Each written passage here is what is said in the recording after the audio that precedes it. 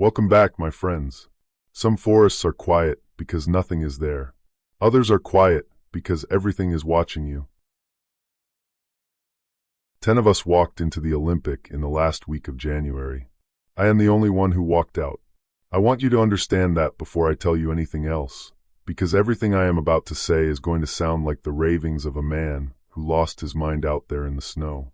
Maybe I did lose it.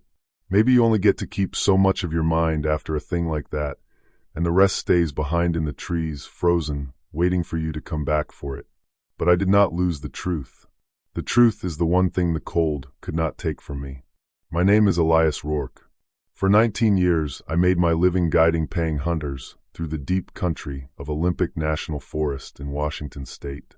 Elk, black bear, the occasional cougar tag. I knew that forest the way you know the inside of your own mouth. I knew which ridgelines held snow into April and which drainages ran open all winter. I knew where the old logging roads died in the brush and where the ranger cabins still stood with their doors half off the hinges. I knew that forest better than any man alive, and I still did not know what was living in it. Let me start with the parts that are easy to say. The parts about the men. There were 9 of them that trip, plus me, and I will give you their names because they earned that much.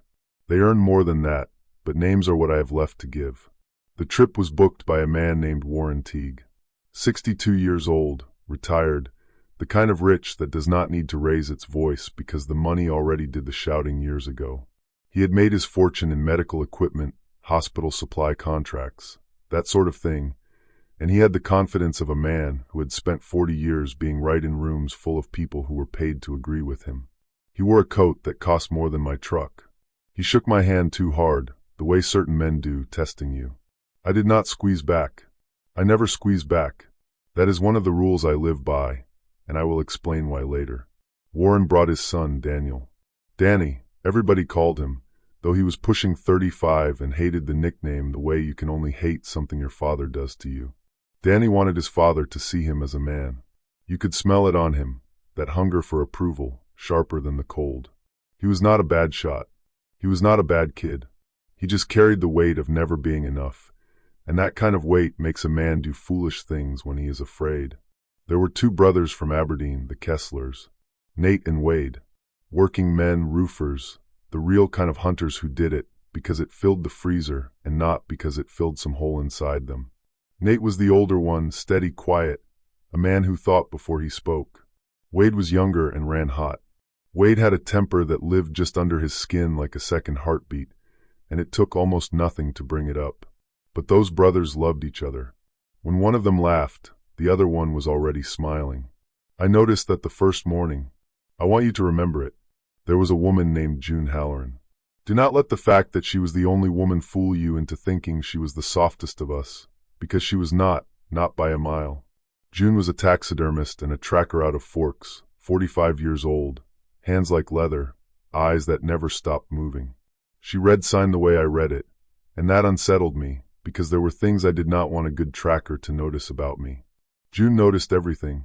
That was her gift, and, in the end, it was part of what killed her. There was a man called Reyes. Just Reyes. He had been army once, and not the ordinary kind of army. He did not talk about it, and when the others pushed, he went so still and so quiet that they learned to stop pushing. Reyes had the 1,000-yard stare of a man who had already seen the worst thing he was ever going to see, or so he thought. He was the most capable of all of them, and the most haunted. He slept the way soldiers sleep, half awake, one hand always near his weapon. There was Cy Falk, loud, red-faced, a general contractor from Tacoma, who had shot 1 elk in his life, and told the story of it like he had wrestled the animal down with his bare hands. Cy talked to fill silence because silence scared him. Every group has a Cy. He was not a coward, exactly. He was worse than a coward. He was a man who did not know his own limits and would find out where they were at the worst possible moment and drag other people down when he did. There was Toby, 23 years old, Cy's nephew, along on his first real hunt. He should not have been there. I knew that the first time I saw him try to sling his rifle and nearly drop it. But he had a good heart, that boy. He asked me questions the way a kid asks, wanting to learn, wanting to be told he was doing it right. He reminded me of myself before I became what I am. I liked him more than was wise. You should never let yourself like the ones who are not going to make it. But you cannot always help it. And there was Emmett, the oldest of us, 66, a retired trapper who had lived his whole life on the edge of that forest. Emmett knew things. Not the way June and I knew tracks and terrain, but older things, stories his grandfather told him, warnings that most people had stopped believing. Emmett believed them. I watched him tie a small bundle of dried plants to the strap of his pack that first morning, and I did not ask what it was for. I already knew, and I already knew it would not be enough. That was the party. 9 hunters and 1 guide, gathered at the Trailhead Lodge on a gray morning with the snow coming down soft and steady, and the temperature sitting at 19 degrees and dropping. A 5-day trip, deep into the backcountry, to a drainage where the elk wintered thick, and the country was so remote that most guides would not take clients there at all. Warren had paid a great deal of money for exactly that remoteness. He wanted somewhere no other hunters would be. He wanted to feel like the last men on earth. I gave him what he asked for. God forgive me, I gave him exactly what he asked for. Now I have to tell you the hard part, and I am going to tell it plainly because I am tired of carrying it alone. I am not like you. I was bitten when I was 19 years old, in that same forest, by something I never got a clear look at. I have spent 30 years since then learning to live inside a body that is not entirely mine, and learning to hide it from every living soul, and I have gotten so good at the hiding that I sometimes fooled myself into thinking I had it beaten. I did not have it beaten. You never beat it. You only manage it, the way you manage a fire you are not allowed to put out. It lives in me. It has always lived in me. And out there in the deep snow, over those 5 days that turned into something much longer and much worse, it woke all the way up for the first time in years, and I learned that everything I thought I had chained down was only ever sleeping. There were clues, if any of them had been paying attention. There always are. The cold, for one. I never felt it the way they did. That first morning at the trailhead, the 9 of them stood there hunched into their coats, breath steaming, stamping their boots, and I stood among them in a lighter layer than any of them wore, and I was comfortable. I made a show of shivering now and then. I had learned to do that. You learn to perform being human, or people start to wonder. My eyes, for another. In the flat gray light of that snowy morning, I could see the individual needles on a spruce 200 yards off. I could see a snowshoe hare freeze under a deadfall 400 yards up the slope, and I had to make myself not look at it, because a man is not supposed to see that far, and a good tracker like June would notice a man who did. And my ears. Lord, my ears. Even then, before any of it started, I could hear things the others could not. I could hear the creek running under the ice a quarter mile down the drainage. I could hear the soft collapse of snow off a branch on the far ridge. And beneath all of it, that first morning, so faint that I told myself I was imagining it, I could hear something that did not belong. A sound that was not the wind, and was not any animal I knew. A slow, heavy, deliberate movement, very far off, in the direction we were about to walk. I told myself it was nothing. I told myself a lot of things that morning. I remember Emmett looking at me while I loaded the last of the gear. He had those pale old eyes that seemed to look through a man. He said, real quiet, so the others would not hear, "You feel that?" I said, "Feel what?" He said, "Woods are wrong today, Rourke. Wood's been wrong for a week. My brother's boy runs a snowmobile up past the Bogachiel. He says there's no game moving anywhere up there. Says it's dead quiet. Says he found a bull elk tore up so bad he couldn't tell which end was which, and no bear did that, and no cat did that." Emmett shook his head slow. "Something come into these woods that don't belong here." I looked at him for a long moment. I thought about the sound I had heard, and I lied, the way I had lied to everyone for 30 years. "Winter's hard on the game," I said. "They yard up. They go quiet. Nothing wrong with these woods that a warm spell won't fix." Emmett looked at me like he knew I was lying. Maybe he did. He just tied his little bundle of plants tighter to his pack strap and said, "If you say so, Rourke. If you say so." We shouldered our packs. Warren gave a little speech about how this was going to be the hunt of a lifetime, and Cy hooped, and Danny checked his rifle for the 3rd time, and Toby grinned at me nervous and excited, and June stood off to the side reading the sky, and Reyes stood even further off reading nothing at all, and Nate and Wade Kessler bumped fists like men do before a long climb. and I led all 9 of them up the trail into the trees, into the snow, into the largest and coldest and oldest country left in the lower 48, and behind us the trailhead and the truck and the last thin thread of the ordinary world disappeared into the falling white. That sound came again as the trees closed over us. That slow, heavy, deliberate movement, far off, keeping pace. Something in me, the thing I keep chained, lifted its head and listened. And for the first time in years, it was afraid. The first day we saw nothing wrong. That is how these things begin. Not with a scream. With an absence. We climbed most of that first day, following an old road that had not seen a vehicle since before Toby was born, the alders grown up thick in the middle of it, the culverts collapsed, the whole thing slowly returning to forest the way everything up there returns to forest if you leave it alone long enough. The snow deepened as we climbed. By afternoon we were breaking trail through 18 inches of it, and the men were tired and quiet, and the only sounds were the crunch of our boots and the huff of our breath and the endless soft hiss of the snow coming down. But it was the sound that was missing that started to bother me.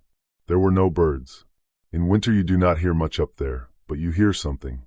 A raven cursing you from a snag. The scold of a Steller's jay. The tap of a woodpecker working a dead cedar. Little sounds that tell you the forest is alive and going about its business and does not care that you are passing through. That first afternoon there was nothing. No jay.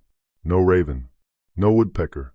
The forest had gone silent in a way I had never heard it go silent, not in 19 years of guiding.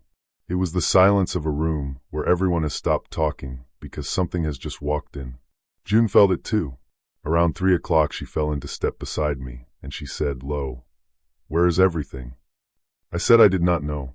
She said, "I've hunted this state my whole life. I've never heard it this quiet, not even in a hard freeze." She looked at me sideways. "You've been quiet all day, Rourke. Quieter than usual. You hear something I don't." That was June. She missed nothing. I said no, and I kept my eyes forward, and I did not tell her that I had been hearing that slow, heavy movement all day, always at the edge, always keeping its distance, always somewhere ahead of us in the direction we were walking. I did not tell her that whatever it was very large, and it was not in a hurry, and it seemed to know exactly where we were going. We made camp that first night in a stand of old-growth hemlock, where the canopy was thick enough to keep the worst of the snow off. We got the tents up. We got a fire going. The men ate, and their spirits came back the way they do around a fire, and Cy told his elk story, and Warren corrected the details in a way that made Danny wince, and the Kessler brothers laughed at something private, and Toby sat close to the fire and asked me quiet questions about elk sign until his uncle told him to quit bothering the guide. I told him he was not bothering me. It was the truth. It was full dark, and the fire had burned down to coals when the radio crackled. I carried a handheld unit for emergencies, and there was a repeater station on Higley Peak that let me reach the ranger office on a clear night. It almost never came to life on its own. When it did out there, that flat electronic voice cutting through the dark, every head turned. The voice said my name. It said Rourke. Elias Rourke. "This is Dana Searle, Olympic Dispatch. Do you copy?" I knew Dana. Ranger, 15 years on the district, level-headed, not a woman who scared easy or called at night for nothing. I keyed the radio and told her I copied. There was a pause. A long one. Long enough that Reyes, across the fire, lifted his head and looked at the radio the way a dog looks at a door. Then Dana said, and I will never forget the flatness of her voice, the careful control of it, the way a person talks when they are frightened and trying very hard not to sound frightened. She said, "Rourke, I need you to listen to me and not talk on the open channel more than you have to. You've got a party in the backcountry. Where are you?" I told her our position. The old road above the Bogachiel, camped in the hemlock stand below the pass. Another pause. "You need to turn them around." The men were dead silent now, all 9 of them watching me. I keyed the radio and I said careful because they were listening. "That's a big ask, Dana. We're a day in. Weather's coming. What's the situation?" And she told me. Not all of it. She never told me all of it. Not then and not ever. But she told me enough. She said there had been reports for 2 weeks.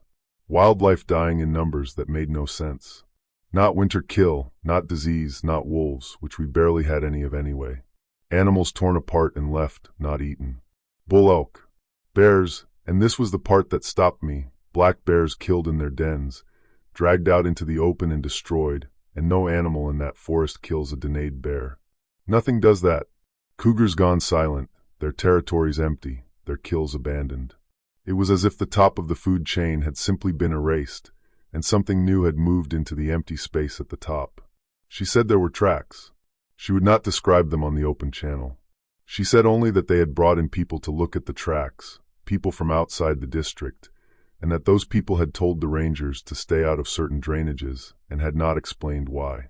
She said 2 seasonal workers doing snow survey up near the Elwha had missed 3 check-ins, and that a search team had gone in after them 4 days ago, and that she had lost contact with the search team as well. She said the whole thing had gone up some chain she could not see, and that men in unmarked trucks had arrived at the ranger station 2 days ago and taken over a wing of it, and that she had been told, in so many words, to keep her mouth shut. And then she said the thing that told me how frightened she really was. She said, "Rourke, I'm not supposed to be making this call. I could lose my job. I don't care. There are 10 of you out there, and I couldn't live with myself. Turn them around. Come out the way you went in, first light, and do not, go up over that pass into the Elwha side. Whatever is up there, it's killing everything it touches, and it is not something I have a name for." The fire popped. Nobody breathed. I keyed the radio, and I asked her the only question that mattered. I asked her if the way we had come in was clear, if the country between us and the trailhead was safe. There was the longest pause of all. Then Dana said, "I don't know. Last report I had, there was activity on the Bogachiel Road. Below you. Below us. Between us and the way out. I don't know where it is now, Rourke. That's the problem. Nobody knows where it is. It moves." Static swallowed her last words. The repeater was going, or the weather was closing, or something between us and Higley Peak was interfering. I got 2 more broken words, morning and careful, and then the radio went to hiss and stayed there. I turned it off to save the battery. I turned around. 9 faces looked at me across the dying fire, lit orange from below, and I saw the fear starting in every one of them, and I saw something else too. I saw that they were looking to me. I was the guide. I was the man who knew this country. Whatever we did next, they were going to do it, because I said so. I have thought about that moment more than any other. If I had made them march out that same night, in the dark, exhausted, maybe some of them would have lived. I will never know. But I will tell you what I did, and I will tell you why. I told them we would rest, keep a watch, and move out at first light, back the way we came, slow and careful. I told them there was no sense stumbling around in the dark. I told them we were probably in no real danger, that Dana was being cautious, that it was likely just a rogue bear or a bad batch of nerves at the ranger station. I told them what would keep them calm, because a calm party moves better than a panicked one. And I did not tell them the truth, which was this, that while Dana was talking, that slow, heavy movement I had been hearing all day had come closer, that it had stopped, out in the black beyond the firelight, maybe 200 yards off, and gone completely still. That the thing in me, the thing I keep chained, had been standing at the bars of its cage for the last 10 minutes with every hair raised, because it knew, the way I knew, that we were not alone, and that whatever was out there in the dark was listening to every word we said. I told them to get some sleep, and then I sat up all night by the coals with my rifle across my knees, and I listened to the thing in the dark listen to us, and somewhere past midnight I heard it move again, circling, slow, patient, working its way around our camp in a wide, deliberate arc, learning the shape of us, and I understood with a cold certainty that has never left me that it was not hunting us the way an animal hunts. It was studying us. Morning came gray and grudging, the light so weak it seemed to leak up out of the snow rather than down from the sky. The men crawled out of their tents stiff and hollow-eyed. Nobody had slept well. There is a particular exhaustion that comes from sleeping in a place your body does not believe is safe, and every one of them had it, that first real morning of it, and it would only get worse. I had walked the perimeter of the camp before dawn while they slept. I told myself I was checking the weather. I was really looking for the tracks, and I found them. They were about 150 yards out, in the deep snow at the edge of the hemlocks, and when I saw them the thing in me went so still and so cold that I had to put my hand on a tree to steady myself. They were huge. Each print was the length of my forearm, deep, driven into the crust like something enormous and heavy had walked there on two legs. Because that was the thing. They were bipedal. 2 legs. A long, even stride, longer than any man could make, the weight tremendous, the snow packed hard as ice at the bottom of each print. But they were not Bigfoot tracks. I had seen Bigfoot tracks before, and I will get to that, and these were not those. These were something else. The shape was wrong. The front of each print was split, cloven, like the track of an enormous deer or a bull, but walking upright, walking like a man on the feet of a beast. I stood there in the gray light with the snow ticking down around me, and I looked at those tracks, and a word came up out of the old part of my brain, the animal part, the part that knows things the rest of me does not want to know. I did not have the word yet, but I would. I brushed fresh snow over the clearest of the prints before the others woke, so that they would not see them. I told myself it was to keep the men calm. That was half of it. The other half was that I did not want June Halloran looking at those tracks, because June would look at them, and then she would look at me, and she would see that the guide who was supposed to have an answer for everything did not have one, and worse, that the guide was afraid. We broke camp fast and started down. The plan was simple. Retrace our route down the old road, drop into the Bogachiel drainage, follow it out to the trailhead, 2 days, maybe less if we pushed. Get everyone back to the trucks. Let Dana and her men in unmarked vehicles deal with whatever was up there. It was the right plan. It was the only sane plan. We made it about 4 miles. The first sign that something was wrong ahead of us, and not just behind, came around midday. We were moving down the road in a loose line, me on point, Reyes taking up the rear without being asked, which told me a lot about Reyes, when I stopped so suddenly that Danny walked into the back of me. Ahead, the road curved around a shoulder of the mountain and dropped through a stand of young firs. And from that stand of young firs, on the still cold air, came a smell. The men could not smell it yet. I could. It was the smell of a slaughterhouse in summer. Blood and open bowel and the sweet rot of meat, thick and warm even in that cold, so strong it made the thing in me shudder with a hunger I hated. Something had died up ahead. A great deal of something. I told the men to wait. I told Reyes to hold them there. And I went ahead alone around the curve, down into the firs, and I found what was left of the search team. I am not going to describe all of it. I told you at the start that I would not spend the horror cheaply, and I meant it, but I will tell you enough that you understand what we were dealing with. There had been 4 of them. You could tell there had been 4 by the gear, the packs, the boots, because the boots were the most intact things left. They were scattered across 100 feet of bloody, trampled snow. They had not been eaten. That was the thing that broke something in me. A predator kills to eat. Whatever had done this had killed the way a hateful child breaks a toy, to see it come apart, and then had walked away and left it all to freeze. There were drag marks. There were places where the snow was packed down flat and hard, the way it gets when something heavy stands in one spot for a long time. There were those same cloven, bipedal tracks all through it, and the story they told was so terrible and so clear that I could read it like words on a page. The thing had herded them. It had driven them into that stand of young firs where the trees were too thick to run and too thin to hide, and then it had taken its time. And there was one more thing. Off to the side, away from the worst of it, someone had scratched something into the snow with a stick or a frozen finger, in the last minutes of a life, 3 shaky letters before whoever it was ran out of time or blood. The letters were BUL. I stood there and looked at those 3 letters, and the word finally came all the way up. The word Emmett's grandfather would have known. The word from the oldest stories, the ones about the maze and the thing at the center of it that walked like a man and killed like a beast. Bull. Bull-headed. The man-bull. The minotaur. I heard boots behind me. I turned, and it was June, who had not stayed put, because June never stayed put, and she stopped at the edge of that clearing, and she looked at what was in it, and her leather face went the color of the snow. She did not scream. I will give her that. She just stood there and looked, and then she looked at me, and she said in a voice I had not heard from her before, small and cracked, "What is that?" Rourke. What in God's name does that? I did not have an answer she could believe. So I told her the only true thing I could say. I said, something that shouldn't be here.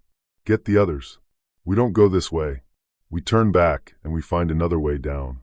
But there was no other way down that did not add days. And the men, When they came up and saw the edge of that clearing, the boots, the blood frozen black in the snow, the men came apart in exactly the ways I would have predicted if I had let myself think about it. Sci-Fawk turned and vomited into the snow, and then started talking too loud and too fast about how we needed to get out of there right now, and would not stop until Nate Kessler took him by the shoulders and told him to shut his mouth. Warren Teague went white and still, and then did the thing rich men do, which is to start giving orders, to reassert control over a situation that has none, demanding we call for a helicopter, an evac, as if the sky over the Olympic in a January whiteout were a thing that could be summoned with money. Danny stood next to his father and stared at the blood, and I watched something in the boy break a little, some idea he had had about the world. Reyes looked at the clearing for a long time with his flat soldier's eyes, and then he looked at the tree line all around us, reading it, and I saw him do the math that I had already done, which was that whatever had made that clearing had done it recently and might not be far, and that we were standing in the open. Then Reyes did something the rest of them were too sick to do. He went to the gear. He moved through that clearing slow and careful, not looking at the parts that had been men, only at the equipment, and he crouched by one of the packs and went still. Then he waved me over, just me, and he said low, so the others could not hear, that this was not a search and rescue kit. He showed me. Some of it was the ropes and the sleds and the orange bivy bags. But mixed in with it was other gear that did not belong to any ranger district. Radios sealed in black cases with no markings on them at all. Boxes of ammunition, military, stenciled and packed in a way Reyes recognized and I did not. And zip-tied to a broken branch above the worst of it, smashed but not burned, was a small weatherproof camera, the kind you strap to a tree to watch a game trail, except this one had been aimed not at a trail but back down the corridor, at the country we had just walked out of. Reyes turned that camera over in his hands, and he said, quiet, that somebody had been watching this ground before anybody died on it. Then he found the map. It was laminated, folded small, tucked in a chest pocket where a man keeps the thing he means to keep dry. And on it, in grease pencil, whole drainages had been circled and crossed out and labeled with letters and numbers that meant nothing to me, and the date written in the corner was 3 weeks before Dana ever made her call to us. 3 weeks. Reyes looked at that date a long time. He did not say what he was thinking. He did not have to. Somebody had drawn a line around this part of the forest and called it off limits 3 weeks before they warned a single living soul it was dangerous. And there was one more thing, off at the edge of the clearing, that I have never been able to fit into any story that makes sense. Where the ground rose into the trees, the snow had been gouged out in 2 long parallel furrows, deep, as if something very heavy had been dragged, or had dragged itself, up out of the low country. And half buried at the top of the furrows was a length of steel cable as thick as my wrist, snapped clean through, the broken end bright and unrusted, and a few feet of shattered planking bound with steel banding, the kind of thing you would build to hold something you badly did not want to get out.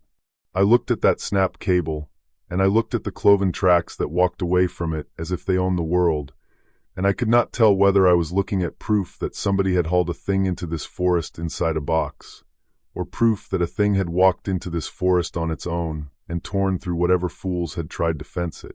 I still cannot tell. I took the boxes of ammunition, because we were going to need them, and I said nothing to the others, because there was nothing to say that would not make the fear worse. And old Emmett walked to the edge of the clearing and looked at the cloven tracks and closed his eyes, and his lips moved, and he touched the little bundle of dried plants on his pack strap, and when he opened his eyes he looked older than I had ever seen a man look. He came to me and he said, quiet, just for me, you know what made those tracks? I said I did not. He said, you're lying, Rourke. You've been lying since the trailhead. I don't know what you are, but you're not just a guide, and you knew something was wrong before any of us. So I'm going to ask you again, man to man, with these boys' lives in your hands. Do you know what made those tracks? And I looked at that old man, and I was so tired of lying, tired down to the bone, and I almost told him. Not about myself. About the tracks. About the word. But before I could, the radio on my belt crackled to life, and it was not Dana this time. It was a man's voice. Flat, official, cold as the snow. A voice that had never once in its life been afraid of anything, or wanted you to think so. It said, Elias Rourke. Do not respond on this channel.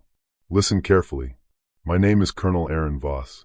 You and your party have entered a restricted operational area.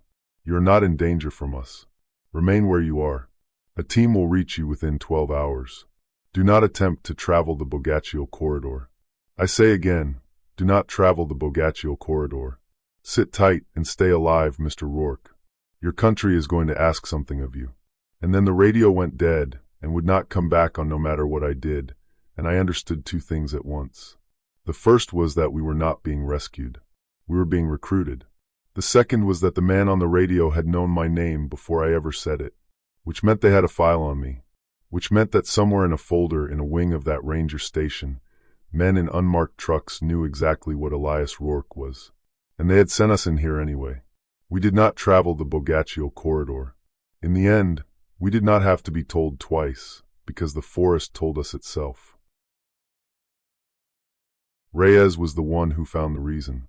While the others argued about the radio, about Voss, about whether to trust a voice that would not identify its own operation, Reyes drifted down the road a few hundred yards to where it dropped toward the drainage, and he came back walking fast and quiet, and he took me by the arm and led me away from the group before he spoke. He said low, "There's something down there in the corridor." I didn't see it. I heard it. Big. Moving through the timber, staying off the road, pacing us. It's between us and the way out. I already knew. I had heard it too all morning, that slow, heavy, patient thing that had circled our camp in the night. It had gotten ahead of us. It had cut us off from the trailhead. It had, I understood now, driven us up this road exactly the way it had driven the search team into those young firs, and I felt a cold that had nothing to do with the weather, because that meant the thing on the radio was right. We could not go down, and that meant the only way left was up, over the pass, into the Elwha side, into the very country Dana had begged me to stay out of. The Minotaur was herding us into the maze. I did not use that word to Reyes. I said, then we go up, over the pass, down the other side, we come out at the Whiskey Bend Road. Longer, but it's the only way that isn't blocked. Reyes looked at me a moment. Then he said the thing that made me trust him more than any of the others. He said, "You already knew it was blocked. Before I told you. I watched your face. You knew." He was quiet a second. "I don't know what you are, Rourke, but right now you're the only one out here who isn't lying to himself. So I'm going to follow you. But when this is over, you and I are going to have a conversation." We never had that conversation. I want you to remember Reyes said that, though. I want his memory to have that in it, that he saw clear when the others could not. We turned and we climbed toward the pass, and the light began to fail, and the snow began to fall harder, and that was the day the forest started taking us. We lost Toby that first night on the mountain, and I have never forgiven myself for it, because it was the cold and the dark and my own arrogance that killed him as much as the thing that took him. We climbed all afternoon into worsening weather. By the time we reached the shelf below the pass, a shoulder of the mountain in a stand of wind-battered subalpine fir, the storm had come down on us in earnest, and we could not go over the top in it. Wide out. Wind that took the words out of your mouth. We had to stop. We got 2 tents up in the lee of a rock band, and we crowded into them, and we ate cold food because there was no fire to be had in that wind, and the men were frightened and exhausted, and some of them were starting to fray at the edges. Toby was in the tent with me and Reyes and the Kesslers. Around the middle of the night, the wind dropped, the way it does, a sudden dead calm that felt louder than the storm had. And in that calm we heard it. A sound came out of the dark, from up above us, from the direction of the pass. It was a voice, a human voice. It was calling for help. And it sounded, God help me, it sounded exactly like one of the seasonal workers whose bodies I was fairly sure were already frozen in that clearing below. A young man's voice, ragged with cold, crying out, "Help. Somebody please. I'm hurt. Help me." Toby sat straight up in his sleeping bag. He said, "There's somebody out there." I grabbed his arm. I said, "No, there isn't," because I could hear it wrong. That is the only way I know how to say it. The voice was coming from up the mountain, but underneath it, threaded through it, there was something that was not a voice at all, a low, wet sound, a sound like the thing making the voice did not quite have a human throat to make it with. The words were human. The thing saying them was not. And it was moving, that was the worst part, it was moving in a slow circle around the camp, and the voice moved with it. And every time it called out, it was in a slightly different place, testing us, seeing which of us would be foolish enough to answer. I know now what it was. I did not know then. It was our first taste of the Wendigo, and it would not be our last, and I will tell you more about that thing when the time comes, because the Wendigo deserves to be understood, insofar as any man can understand it. I held Toby down. I told him, and I told all of them through the thin nylon walls, that whatever was calling was not a person, that no person could be alive out there in that cold, that it wanted us to come to it, and that the moment any one of us walked out of that camp toward that voice, we were dead. Most of them believed me. Toby believed me too, I think. But sometime in the last black hour before dawn, when the calling had stopped and the exhaustion had finally pulled us all under, Sci-Fox's voice came, thin and confused, from the other tent. "Toby? Toby, where are you going? Toby." The boy was gone. His boots were gone. His bag was empty and still warm. Later, piecing it together, I think what happened is the simplest and most terrible thing. I think the voice came back one more time, very close, just outside the tent, and I think it did not use a stranger's voice that time. I think it used his uncle's. I think Toby heard Cy calling him from just outside, hurt, needing help, and he was a good kid, and he unzipped the tent and stepped out into the dark to help his uncle. And his uncle was asleep in the other tent the whole time. We found his tracks in the fresh snow at first light, leading away from camp, up toward the pass, and beside them, swallowing them, were other tracks. Not the cloven minotaur prints. These were different, long and narrow and terribly thin, like the tracks of a starved deer that had learned to walk like a man, and they did not sink into the snow the way a heavy thing sinks. They barely marked it at all, as if whatever made them weighed almost nothing, as if it were mostly hunger and hollow bone. The tracks went 200 yards up the slope, and then, at a place where the snow was churned and there was a single dark spray of red across the white, both sets of tracks simply stopped. Toby's and the thing's. Stopped, in the open, in the middle of the slope, with no more tracks leading away in any direction. As if they had gone straight up. Sci-Fox fell down in the snow, and could not get up for a long time. He had brought that boy into the mountains to make a man of him, and the mountains had taken him in the dark, and Cy was never the same after that. None of us were. Toby was the first, and the first one changes everything, because before the first one you can still tell yourself it will not really happen. After the first one you know that it will happen to all of you, and the only question left is the order. I need to tell you about the day we first saw Bigfoot, because that day is the hinge the whole story turns on, though none of us understood it at the time. At the time, we thought it was the thing that was killing us. We were wrong. It was the opposite. But fear does not care about the truth. Fear draws its own map. We went over the pass the morning after Toby died. We had to. Going back down meant the Minotaur in the corridor, and now the mountain behind us held the thing that took Toby. So we went up and over into the Elwha country, the restricted side, the side Dana had begged me to avoid, and I led 8 frightened, grieving people down into it because there was nowhere else on earth to go. The Elwha side was worse. I felt it the moment we crossed the pass. The wrongness that had been at the edges of things down below was thick here, a pressure like the air before a lightning strike. And the silence was total. Not one bird. Not one squirrel. Not the distant bugle of an elk or the yip of a coyote.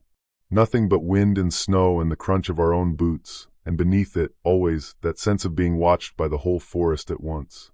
We were descending through a burn, an old fire scar where the standing dead trees rose gray and branchless out of the snow like the pillars of a drowned cathedral, when Wade Kessler stopped dead and raised his rifle and said, "There, right there, on the ridge." We all looked, and for one single second, I saw it too, and even I, who am not entirely human, even I felt the old primal terror that thing is built to make a man feel. It stood on the ridge above the burn, in the gray dead trees, and it was huge. Not tall like a tall man. Tall like a thing that does not belong on a human scale at all. 8 feet, maybe more, and broad, impossibly broad through the shoulders, covered in dark hair that the wind moved in long ripples. It stood upright and still, and it was watching us, and even at that distance I could feel the weight of its attention, ancient and patient and utterly unreadable. Wade fired before I could stop him. The shot cracked out across the burn, and the echo rolled off the dead trees, and the thing on the ridge flinched, or ducked, and then it was gone, so fast and so silent that a second later you could believe it had never been there at all.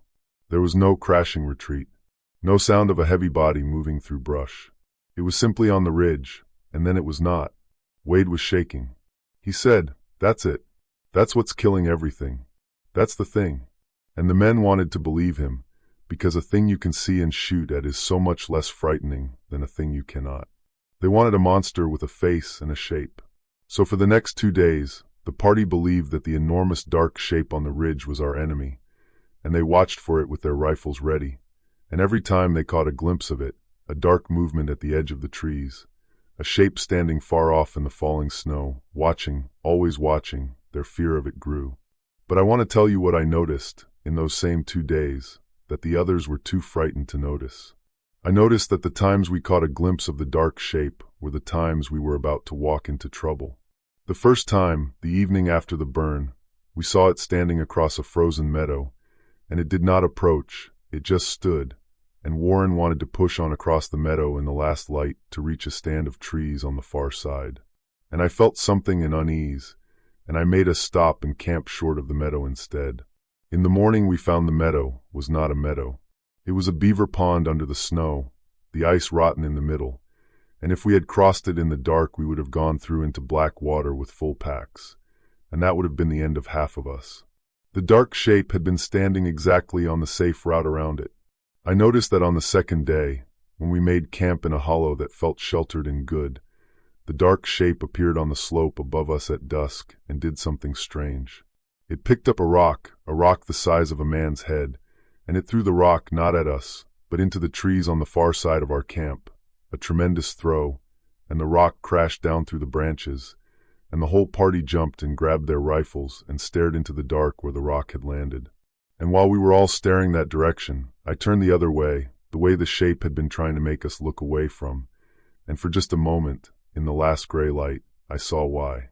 There was something in the trees on that side, low, four-legged, fast, watching us with eyes that caught the last of the light and threw it back green.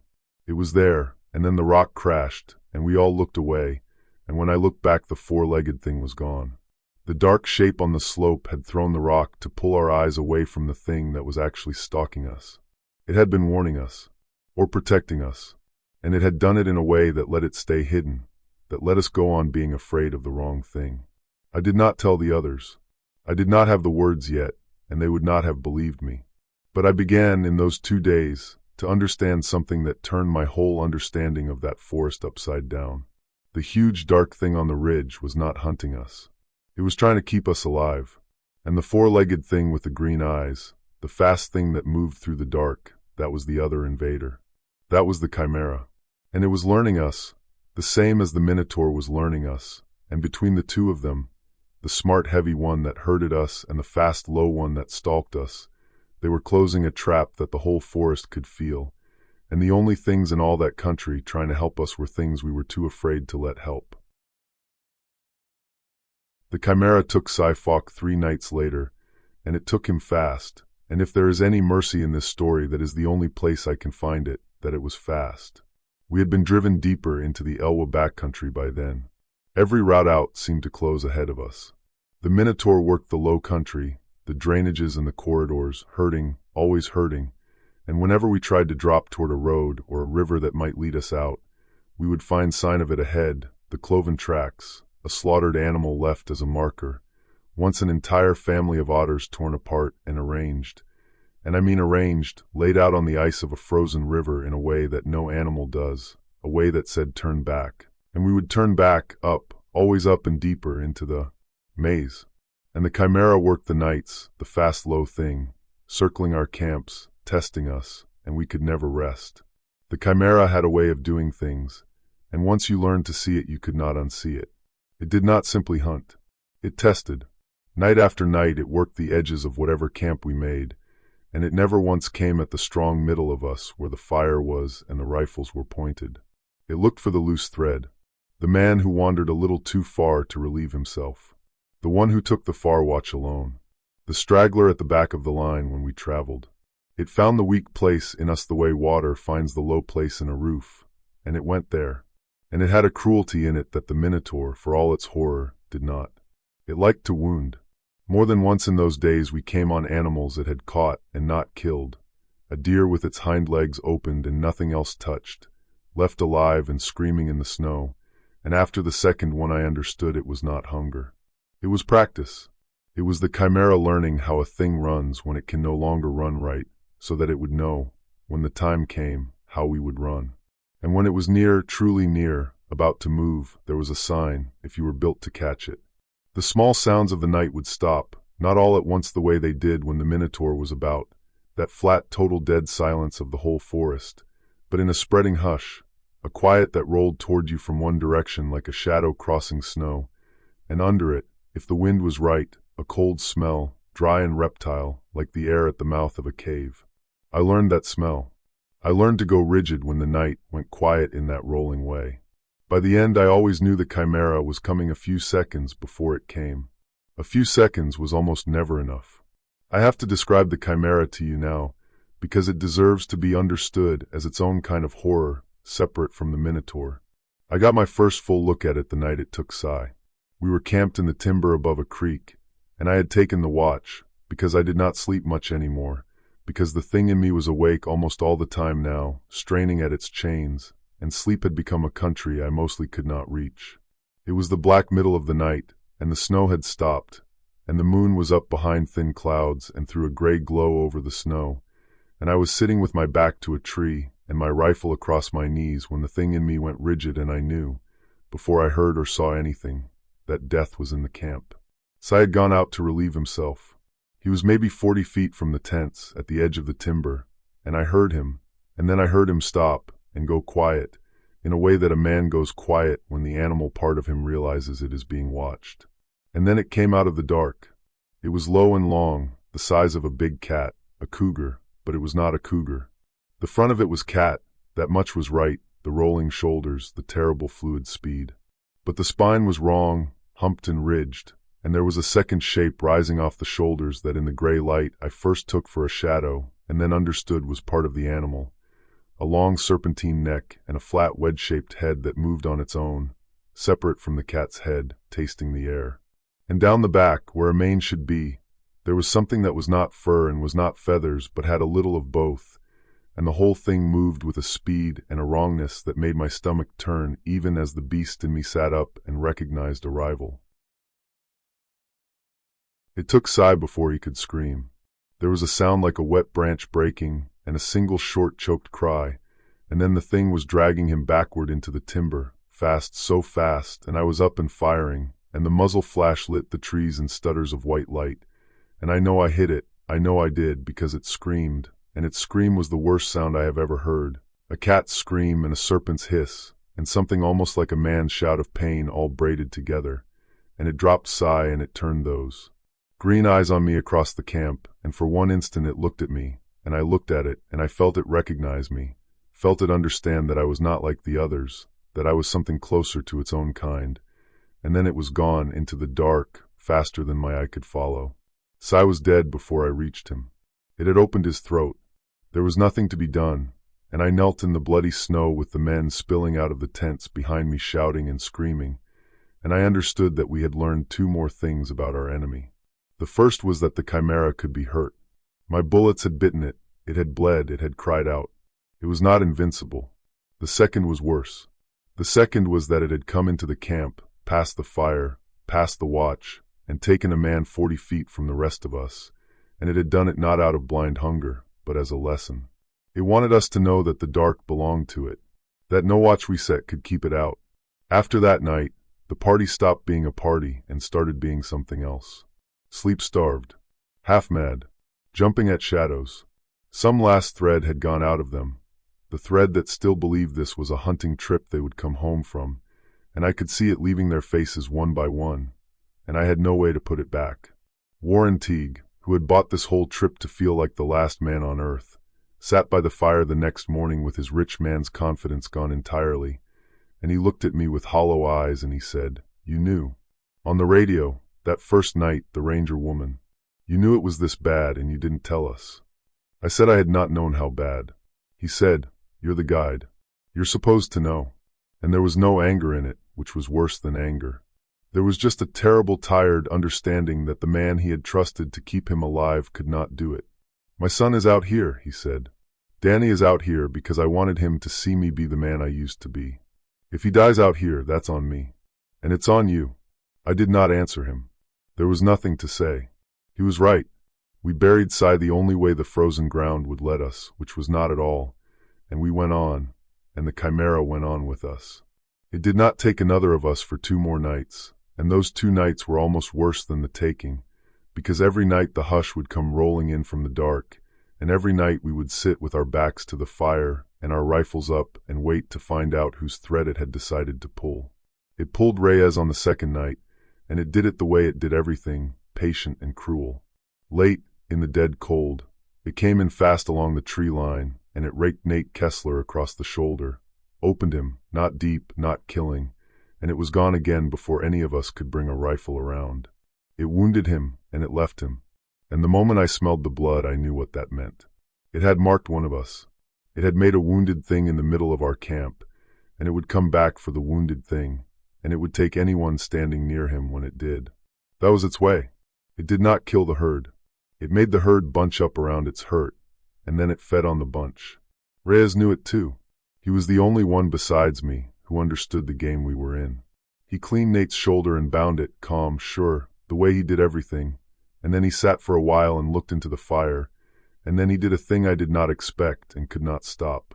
He stood up, and he took his rifle and a headlamp he did not switch on, and he told me low that a wounded man in the middle of the group was going to get 2 or 3 of us killed, that the thing wanted us clustered around the blood, and that the only way to break the trap was to give it something else to chase away from the others. He looked at me a moment, that flat, steady soldier's look, and he said, "We never did have that conversation, Rourke, and I am sorry we won't." And then he walked out of the firelight, alone on purpose, into the dark, drawing it off us. We heard him fire twice. We heard the hush roll over the camp and away, out after him. We did not hear him scream, and I have always been grateful for that, and I have never once let myself believe it meant the end was quick. In the gray morning I followed the sign far enough to be certain, and then I stopped following it, because there was no reason on earth to see what lay at the end of it. Losing Reyes was the worst thing that had happened to us yet, worse in its way than Cy, worse even than Toby. Because Reyes was the one man among them who could actually fight, who could read ground, who could patch a wound and pull a watch and keep his head while everyone else lost theirs. With him gone, the navigating fell to me alone, and I could not navigate the way I truly navigated, by nose and by ear, without showing them what I was. The watches got thinner and more frightened. And the one man who had looked at me and known I was hiding something, the one man who might have someday stood beside the monster in me and understood it, was gone into the snow, and his suspicion went with him, and I was more alone in that little crowd of frightened people than I had ever been in my life. That was the night the radio spoke again, and it was not Dana, and it was not Voss. Hours after Reyes, the dead handset on my belt hissed, and then for maybe 10 seconds a man's voice came through it, calm and bored and procedural, reading a string of numbers and letters, a code, a grid or a call sign or a count. I could not tell, not meant for us, not meant for anyone who was ever supposed to understand it. I keyed the handset, and I said, "Help." I said, "We have people dying out here." I said anything, and the voice did not pause and did not answer and did not so much as slow down. It finished its string, and it clicked off, and the radio went dead again and stayed dead. Somebody was out there. Somebody was still working, still talking in numbers over our heads while we died underneath them, and they knew we were in there, and they were not coming. Cy was gone. Toby was gone. Now Reyes was gone. Of the 9 hunters I had led into that forest, 6 were left. 7 of us remained if you counted me, and none of us believed we were going home. The paranoia came for us after Cy. I have seen fear before. I had never seen what fear and no sleep and grief do to a group of people over days and days in a place with no way out and no help coming. It hollows you. It turns you against each other. And into that hollow, into that place where we could no longer trust our own eyes and ears, came the thing I have been dreading telling you about, because even now I do not fully understand it. The Skinwalker. I do not know if that is the right word. It is the word Emmett used, in a whisper, the one time we spoke of it plainly, and he begged me afterward never to say it aloud again, and I honored that, and I only say it now because you need to know what we were dealing with.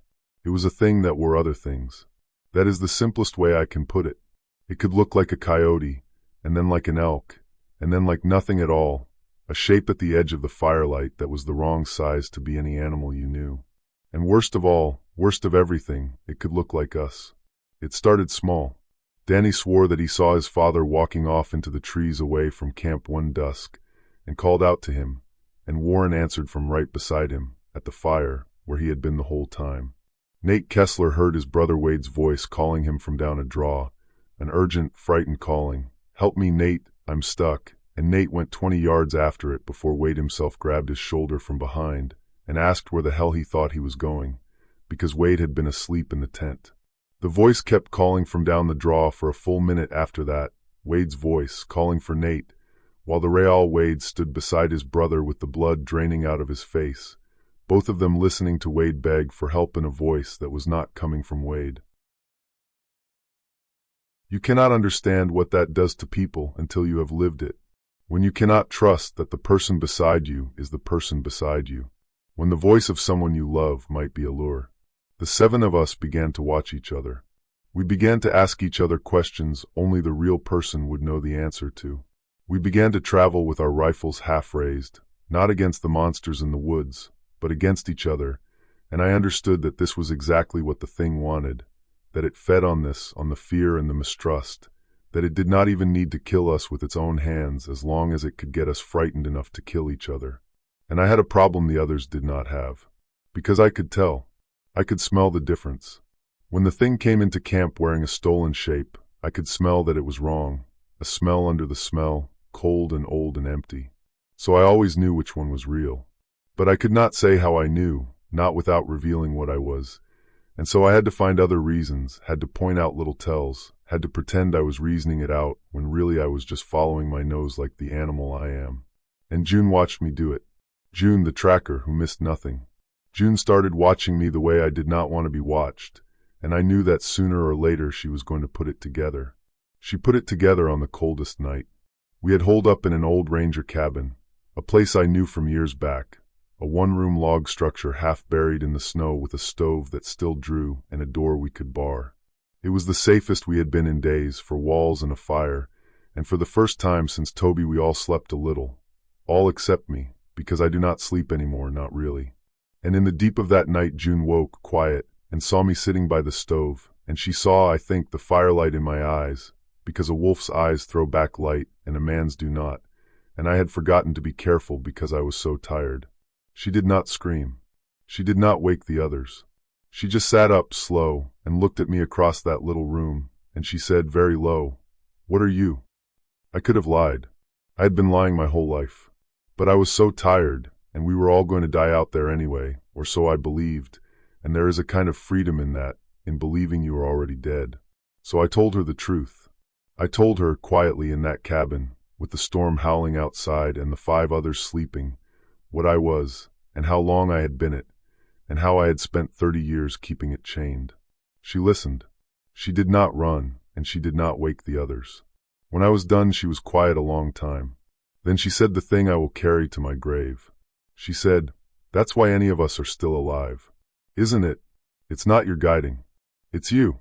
And then she said, "How long can you keep it chained, Rourke?" And I told her the truth about that too.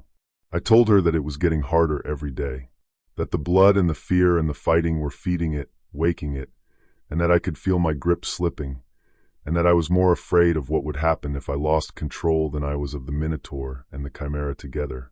Because if I let it out, all the way out, to fight them, I did not know if I could ever put it back in.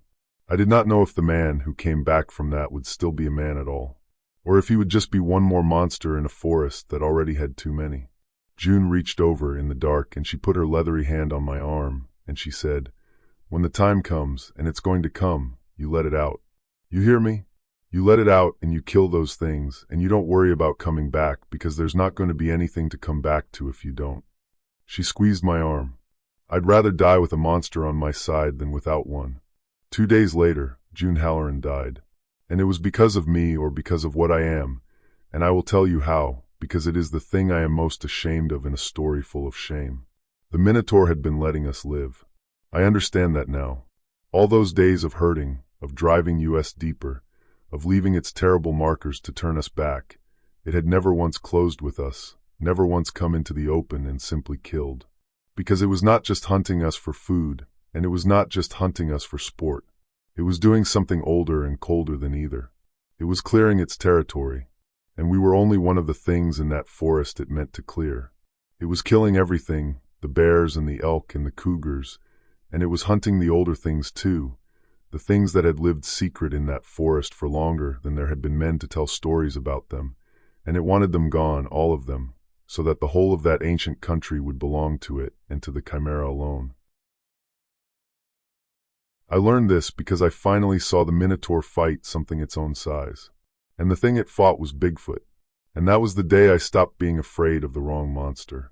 Emmett had a different idea about where the bull had come from, and his idea did not match that broken cable in the corridor at all. He told me once, low, on one of the bad nights, that the old people believed things like this were never brought anywhere by anybody.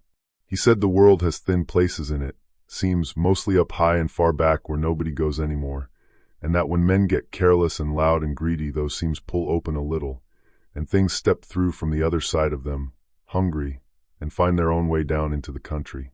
He said no one carries a thing like the bull into a forest in a box. He said it comes on its own, when it is called, and that the only question worth asking is what called it. I did not have an answer for him. I still do not.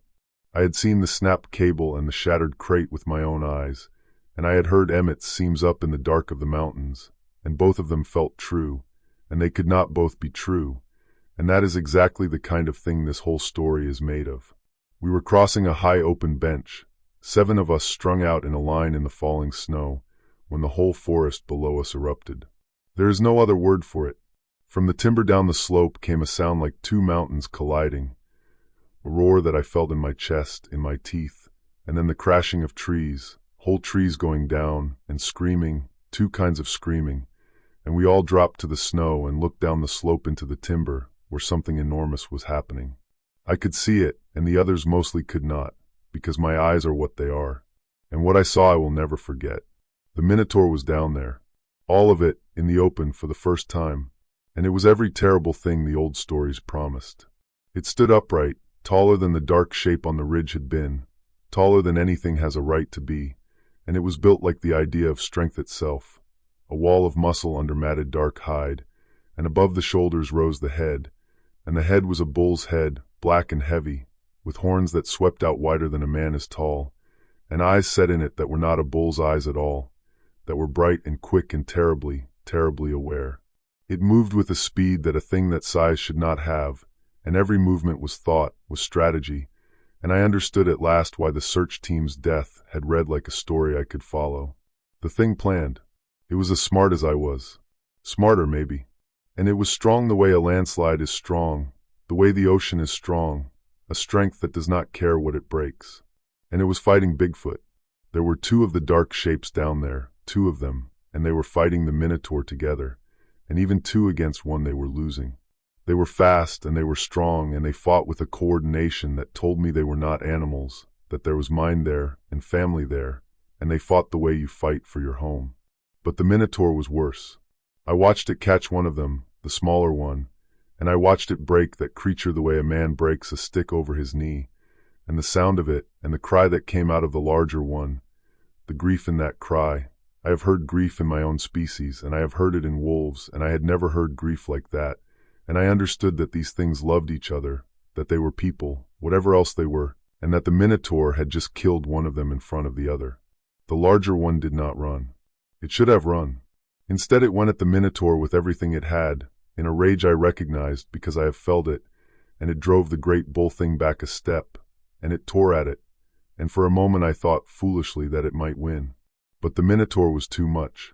It got hold of the larger creature, and it was going to kill it too, and I was on my feet without deciding to be, and I had my rifle up, and I was going to do something suicidal, when the thing in me and the thing down the slope both seemed to make the same choice at the same moment.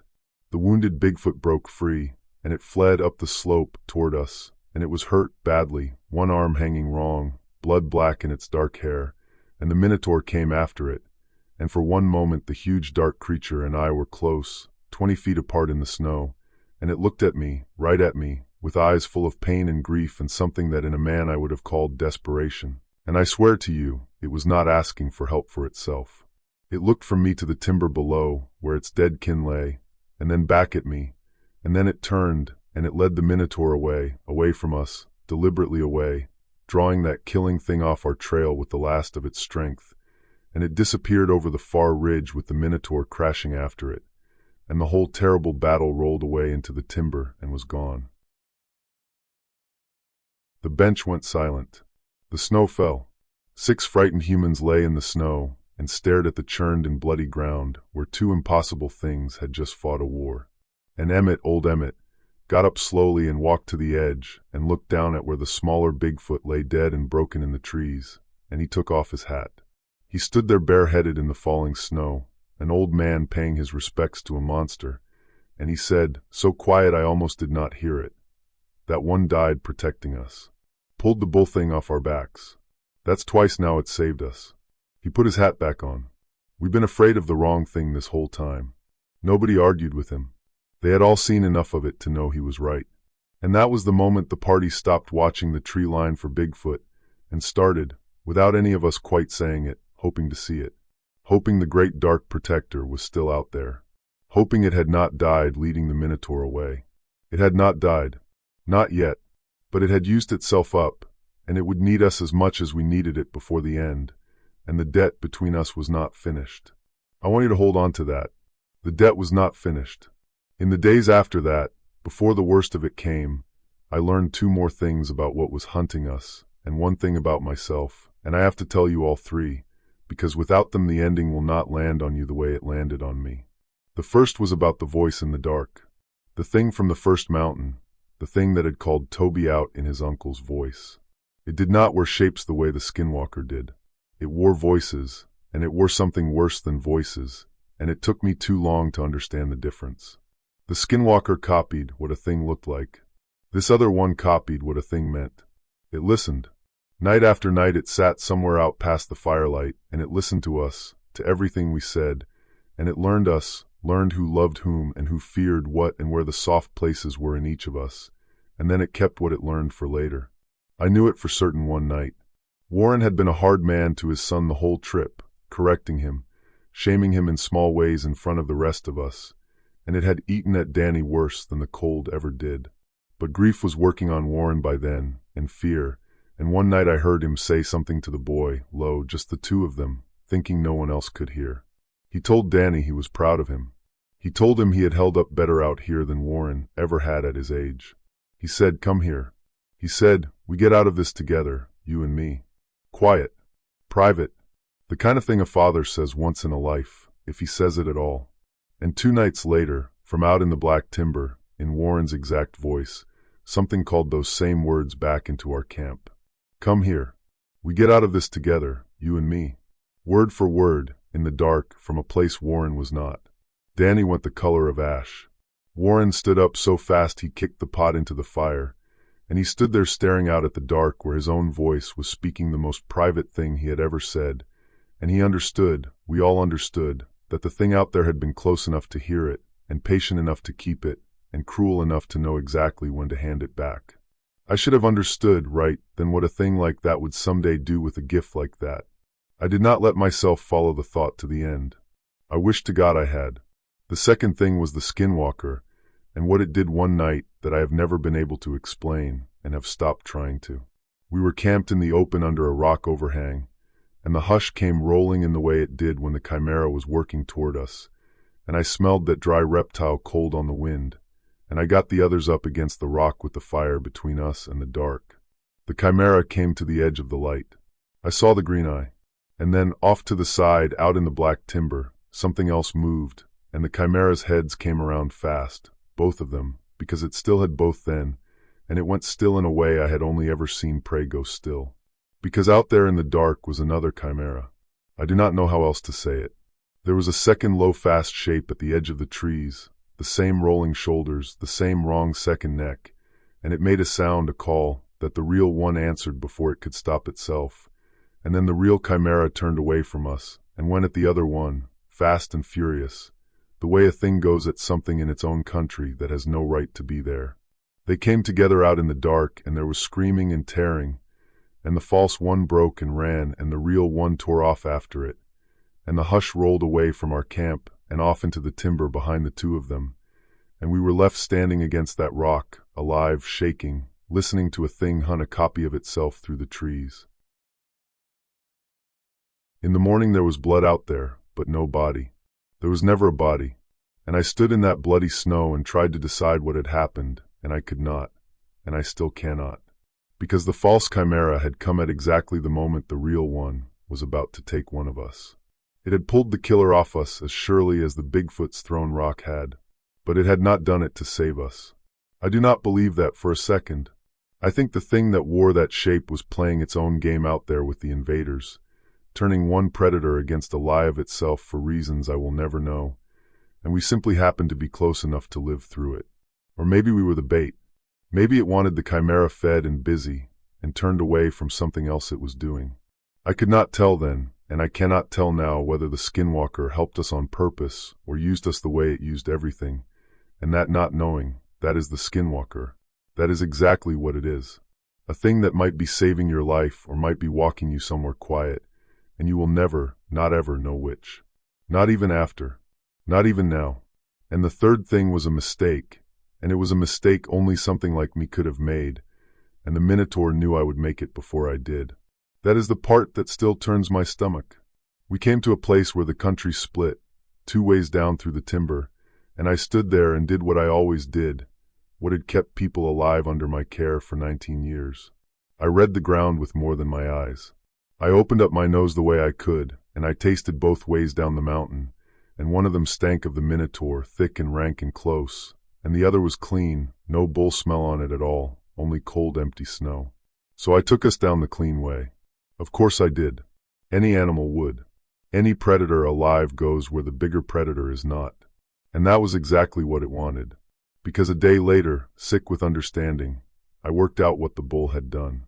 It had walked the foul way itself, the way I refused, and then it had gone up and around and laid its markers and its slaughtered animals across every route that branched off the clean way, closing them one at a time, so that the clean line I had chosen by scent funneled us down and in, narrower and narrower, onto the exact ground it meant us to be on.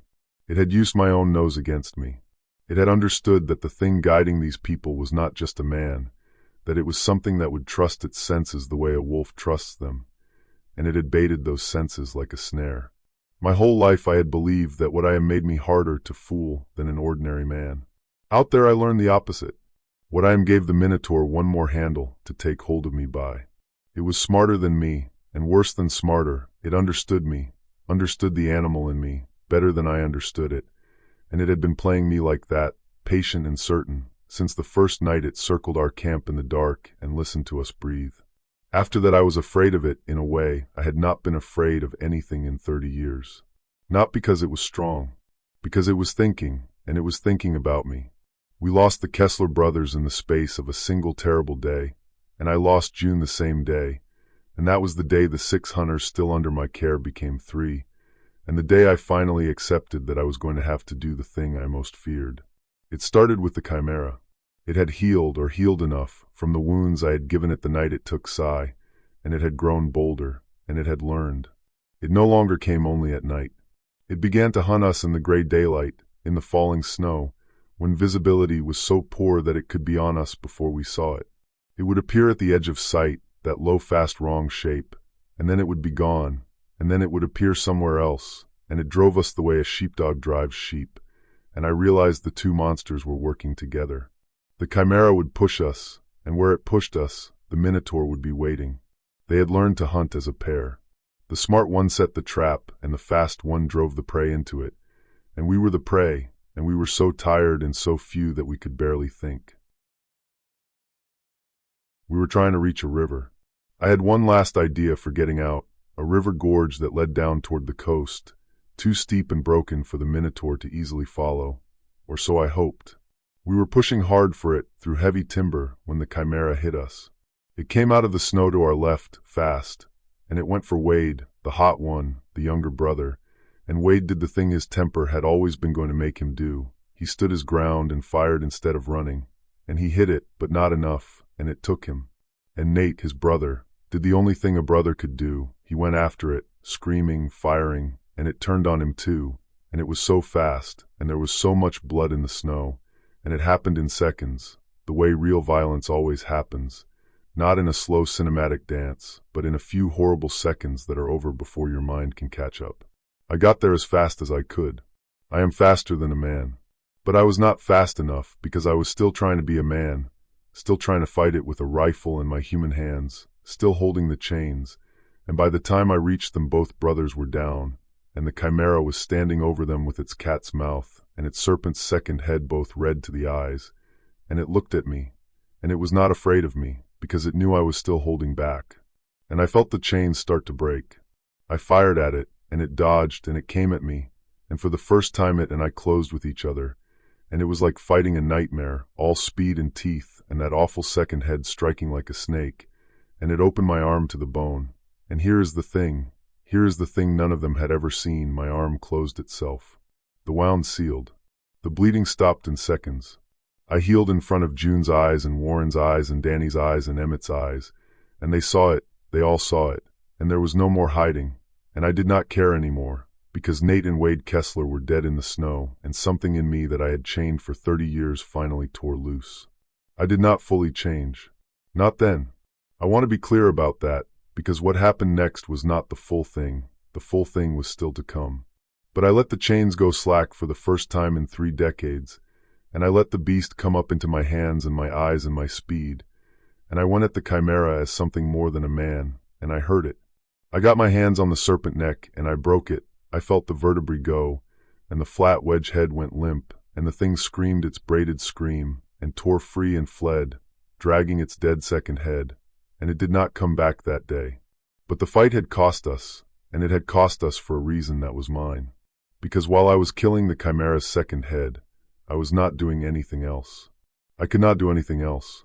When I closed with that thing, the animal in me locked onto it the way one predator locks onto another, a rival, a thing that had to be beaten before anything else in the world could matter.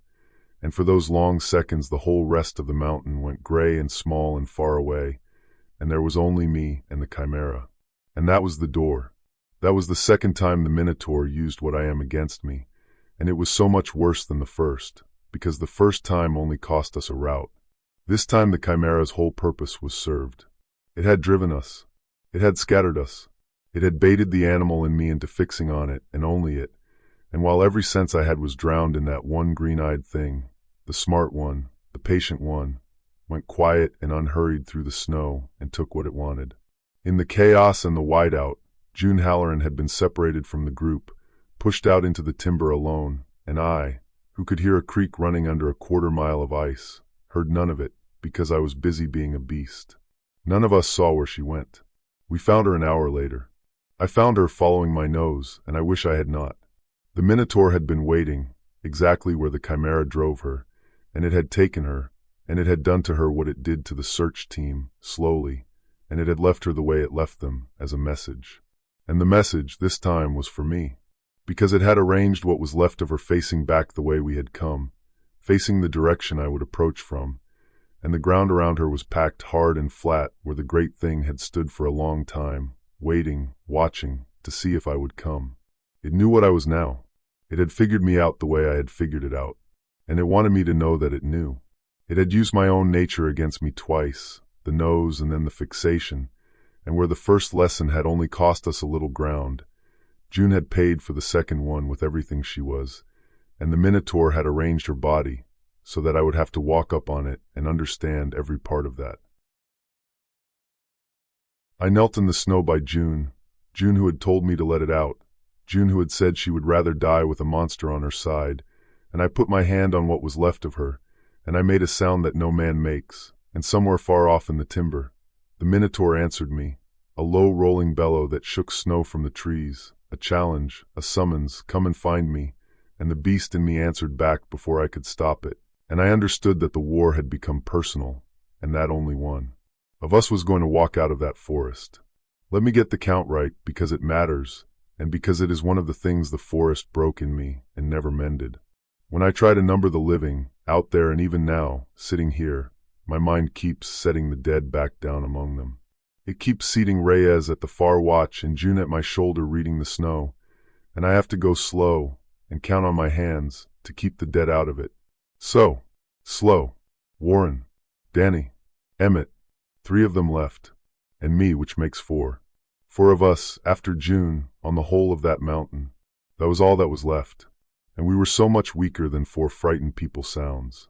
June had been my other set of eyes on the ground, the only one besides me who could read where we were and where the trap was drawing shut, and now the navigating was mine alone, and I could not do it honestly without showing them the animal that did it. The Kessler brothers had been the strong backs of us, the 2 who broke trail and hauled the heavy loads and kept the small machinery of staying alive turning over, and without them we left gear behind in the snow because no one else could carry it, and we moved slower, and out there slower meant closer to dark, and dark meant the chimera. Warren had gone somewhere behind his own eyes and mostly stayed there, and Danny, who had needed his father's approval his whole life and had finally gotten it only in the shadow of all this dying, was coming apart at the seams, and I had no way to hold him together, and I knew, watching him, that if it ever came down to it, he was the one most likely to walk toward a voice in the dark. I did not know then how right I was, and over what was left of June, I made a promise. If I was going to be the only one to walk out of that forest, and I believed by then that I was going to make it cost those things everything they had. To do that, I needed help. Help that was not human. And there was only one thing left in that forest that might give it to me, one thing that hated the invaders as much as I did and was strong enough to matter. I had to find the Dogman. I had known the Dogman was in that forest for a long time. Years. You do not guide the Olympic backcountry for 19 years with senses like mine and not become aware of the other things that share it. I had crossed its territory. I had smelled its markings. Once, long ago, on a moonless night, I had seen it across a river, standing upright on the far bank, 7 feet of it, wolf-headed and man-shouldered, watching me with yellow eyes, and we had looked at each other across that black water for a long moment, 2 things that should not exist, and then it had turned and melted into the trees, and I had left its country and not gone back, because that was the deal, the unspoken deal between predators. You stay out of mine, I stay out of yours. Now I had to break that deal. I had to walk into its territory and ask it for help, and I did not know if it would kill me for the trespass or hear me out. I left the others in the ranger cabin. I made them bar the door. I told Warren and Danny and Emmett that I had to do something alone, that it was their best chance, and they did not argue, because they had seen my arm heal, and they had seen me break the chimera's neck with my hands, and they no longer thought of me as their guide. They thought of me as the only monster on their side, and they were right to. I went out alone into the night, and I did the thing I had spent 30 years never doing on purpose. I let it out, most of the way that time. Not all the way, but most, and it hurt. It always hurts, the changing, the bones and the wanting. And when it was done I was faster and stronger and closer to the forest than any man, and I ran through the dark toward the Dogman's country with the wind in my face and the beast finally, dangerously awake. I found its territory by the markings, and I stopped at the edge of it, and I did the polite thing, the animal thing. I did not cross the line. I stood at the boundary and I raised my head and I called. Not in words. In the older language, the one under words. I called to it, and I told it, the way one predator tells another, that I came not to challenge but to parley, that a greater enemy had come into the whole forest, and that I needed its strength. For a long time nothing answered. The snow fell. The dark pressed in. Then it came. It came out of the trees across the boundary line, and it stood there, and it was exactly as I remembered it and worse, because up close the size of it, the wrongness of it, the intelligence in those yellow eyes, all of it hit me at once. 7 feet, easily, and built like a wolf that had learned to stand and to reach and to hate. It did not trust me. Everything in its posture said it did not trust me, that it wanted to kill me for standing on its line, that the only thing keeping it from doing so was curiosity. We circled each other. We tested each other. It was a conversation without words, all posture and scent and the showing of teeth, and it went on for a long time, and more than once I thought it would end in blood. But I made it understand. I do not fully know how, but I made it understand what had come into the forest, the smart heavy killer and the fast wrong stalker, and I made it understand that these things did not respect any boundary, any territory, any deal, that they were killing everything, the bears and the cougars and the Bigfoot and soon the Dogman itself, because the Minotaur meant to have the whole forest, and there was no line it would not cross. And I saw the yellow eyes change when it understood that.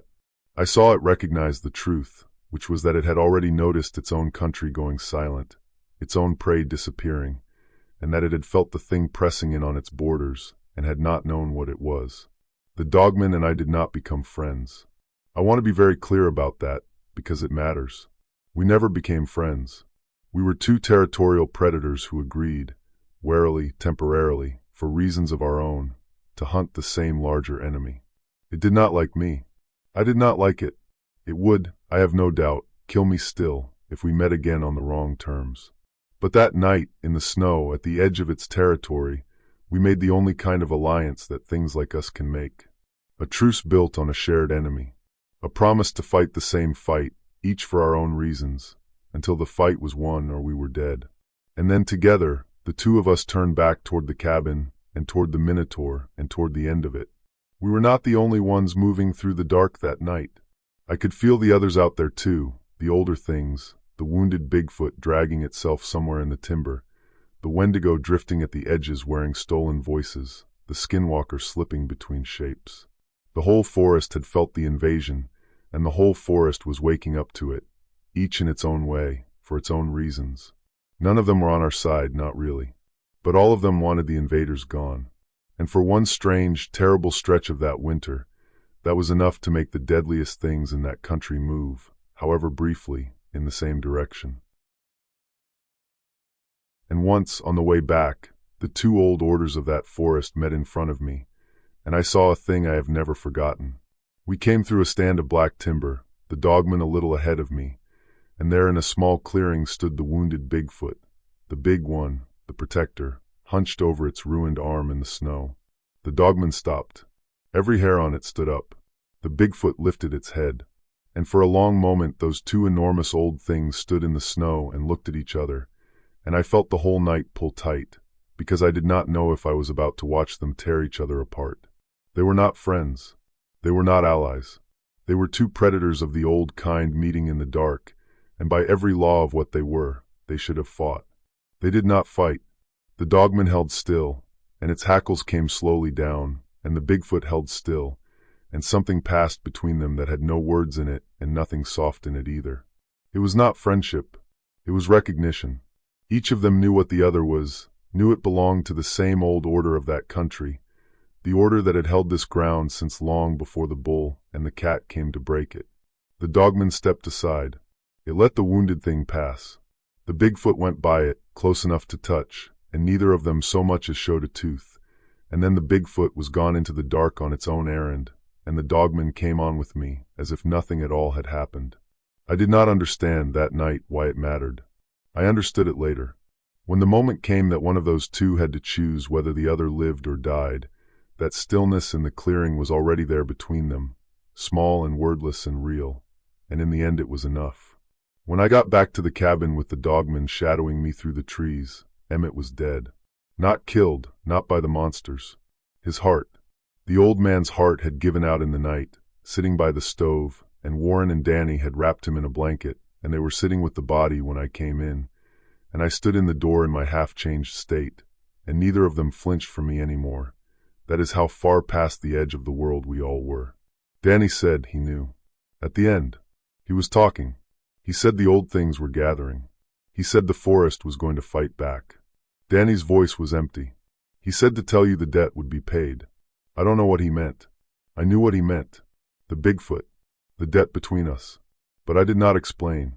I just covered the old man's face, and I thought that of all of us, Emmett had at least died warm, and indoors, and among people, which was more than any of the rest of us were likely to get.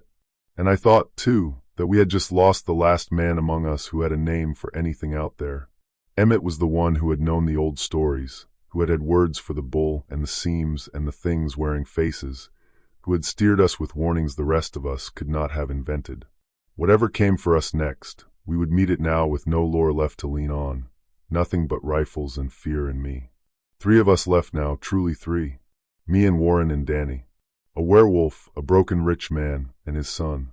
And outside in the dark, a dogman that did not trust me, and somewhere a dying Bigfoot, and somewhere a Wendigo, and somewhere a Skinwalker, and somewhere waiting, the Minotaur and the wounded Chimera. That was the board on the last night. That was everything left in play. The Minotaur came for us at dawn. It did not sneak. It did not herd. It was done with all of that. It came up the slope toward the cabin in the gray light through the falling snow, walking upright, unhurried, that great black bull head lowered, those horns wide as a doorway, and behind it, flanking it, came the Chimera, healed enough to hunt again, dragging its dead second head, its remaining head low, and its green eye bright.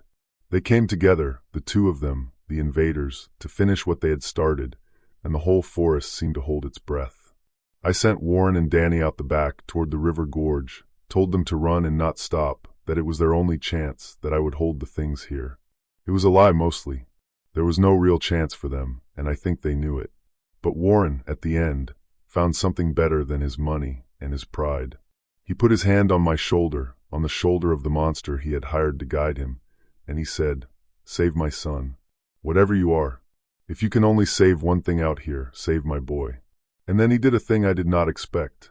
He did not run. He took his rifle and he went out the front with me, to buy his son time, an old, proud, foolish, brave man walking out to meet a nightmare, so that the boy might live. The Minotaur killed him almost gently, if you can believe that. It came through Warren's gunfire like the bullets were rain, and it took him, and it was quick, and I think the quickness was the closest thing to respect that a creature like that can give. Warren Teague died buying his son 30 seconds. It was the best thing he ever did, and it was enough, just barely, because in those 30 seconds 3 things happened at once. The first was that I changed the rest of the way. I had held the last of the chains all that time, all those years. The final locks, the ones that kept the man on top of the beast, I had never once let them go, because I did not know if I could ever get them back, because I was afraid that the thing that came out at the very bottom of me would not know Elias Rourke from a bull-headed monster, would not know friend from prey, would just be hunger and rage in the shape of a wolf. And I still do not know if I was wrong to fear that.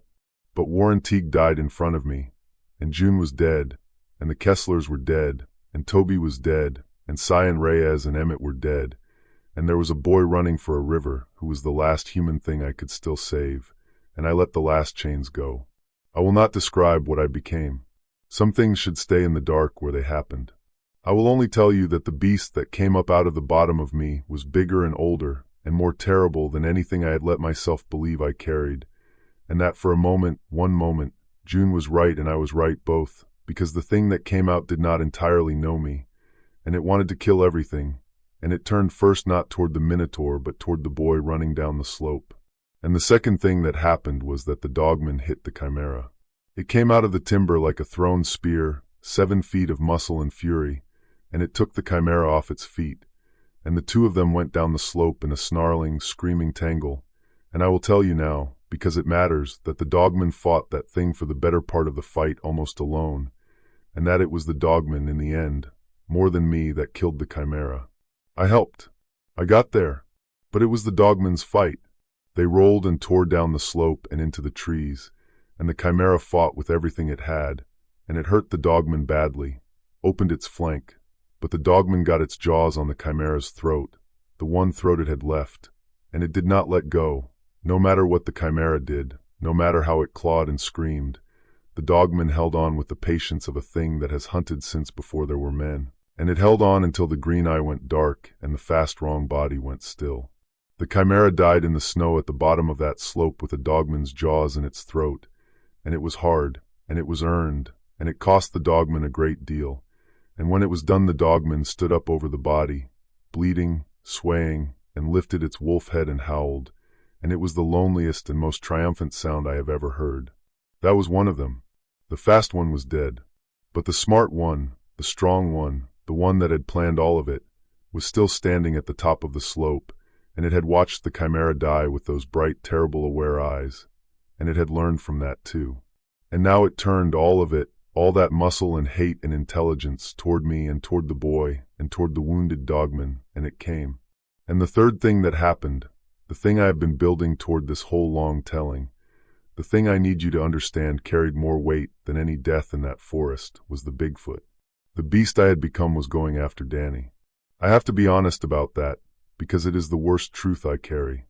At the very bottom of what I am, in the first raw moment of the full change, the man in me lost, and the animal turned toward the running boy with nothing in it but hunger. And if things had gone a half-second differently, I would have killed the last person I was trying to save, and I would have deserved every terrible thing anyone could ever say about my kind. What saved Danny was the Minotaur, because the Minotaur, coming down the slope, went for the boy too. Two monsters converging on one running human. And the beast in me, seeing the Minotaur go for what the beast in me had decided was mine, felt something older than hunger. It felt territory.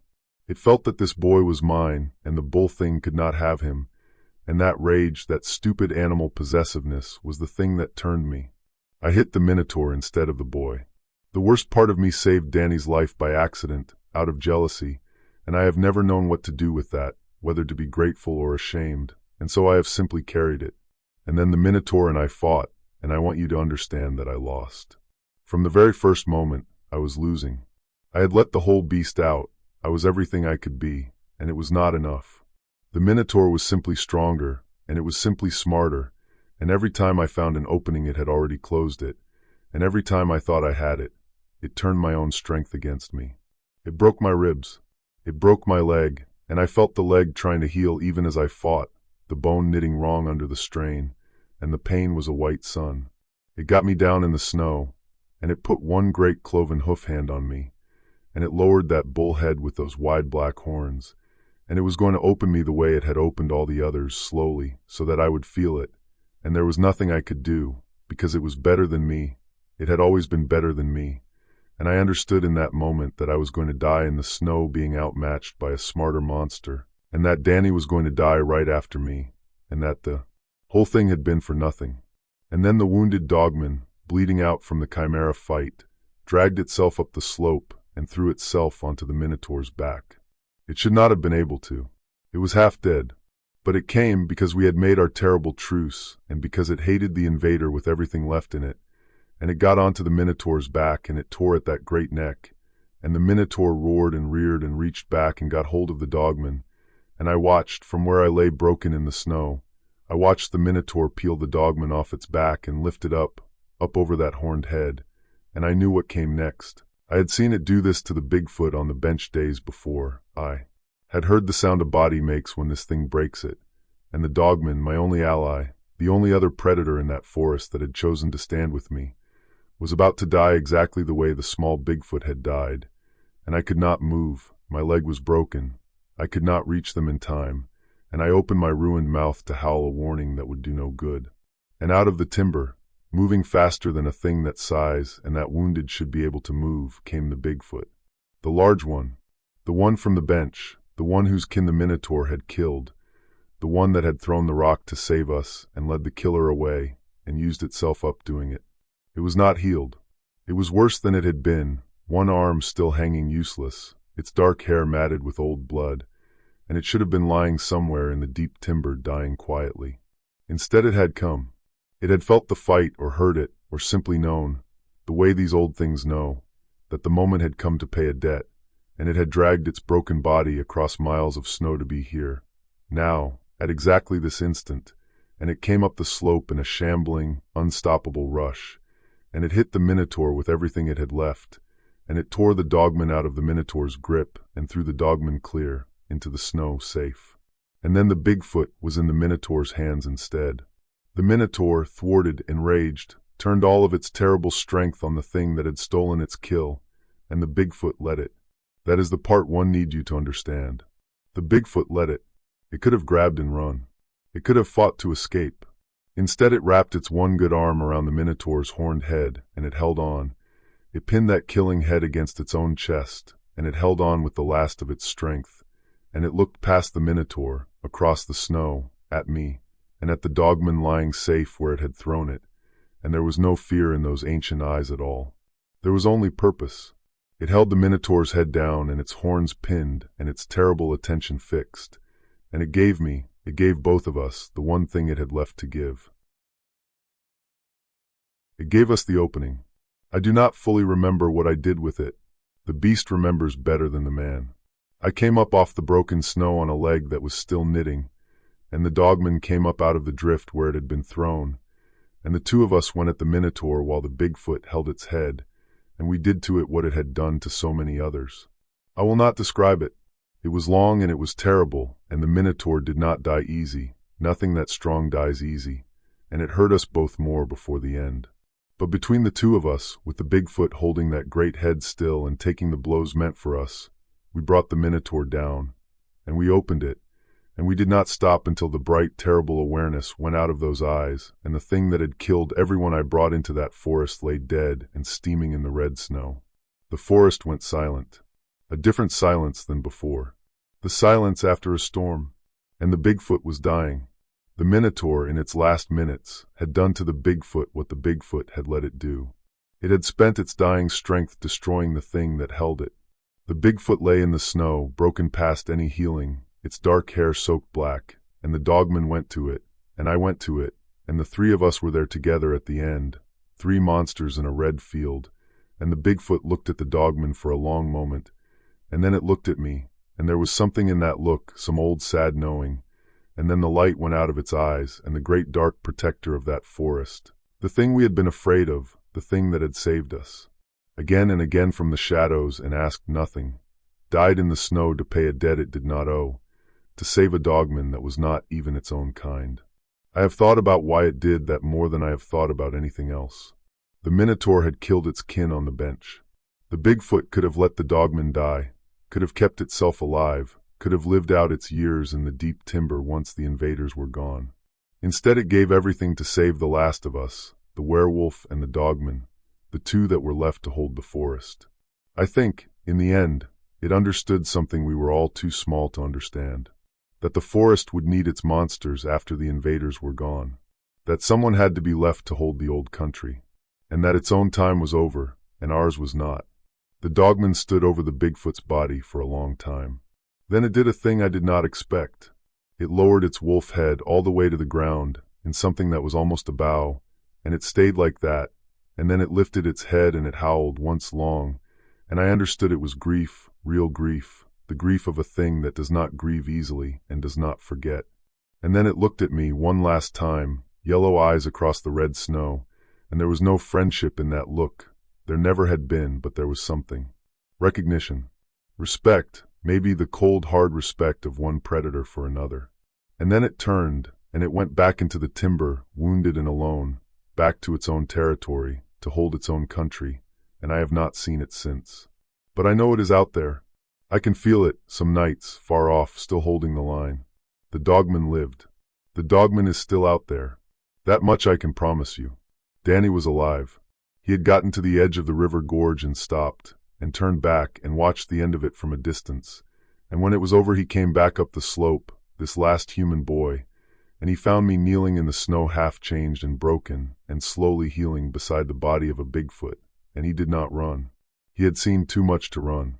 He just stood there and looked at all of it, the dead Minotaur, the dead Chimera down the slope, the dead Bigfoot, and me, and he said, "Is it over?" And I told him it was over. And I believed it. I was wrong to believe it, but not the way you think. The invaders were dead. That part was true. But the forest was not finished with us, and there were still two things out there in the timber that had been part of that long war for reasons of their own, and neither of them was done. We did not see the Skinwalker again, not clearly.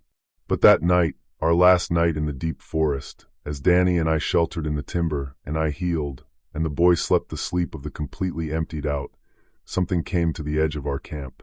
I woke, or I was already awake, and I saw it standing just past the trees. It was wearing June's shape. June Halloran, whole and unhurt, standing in the snow at the edge of the firelight, looking at me. And I knew it was not June. June was dead. I had knelt by what was left of her, and I knew it was the thing that wore shapes, the same thing that had once thrown a copy of the chimera into the dark to pull the real one off our backs, to save us or defeat it. I never learned which. It had come to look at the two survivors, and I did not know why. It stood there for a long time, wearing my dead friend's face, and it did not speak, and it did not come closer, and I did not reach for a weapon, because I understood, the way you understand things at the very end of your strength, that it had not come to harm us. Or maybe it had and changed its mind. I will never know. It had helped, in its way, during the war. I am almost sure of it.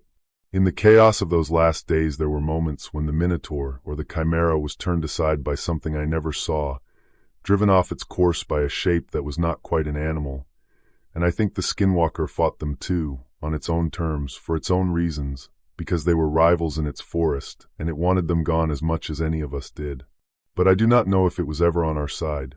I do not think a thing like that has a side. I think it takes advantage.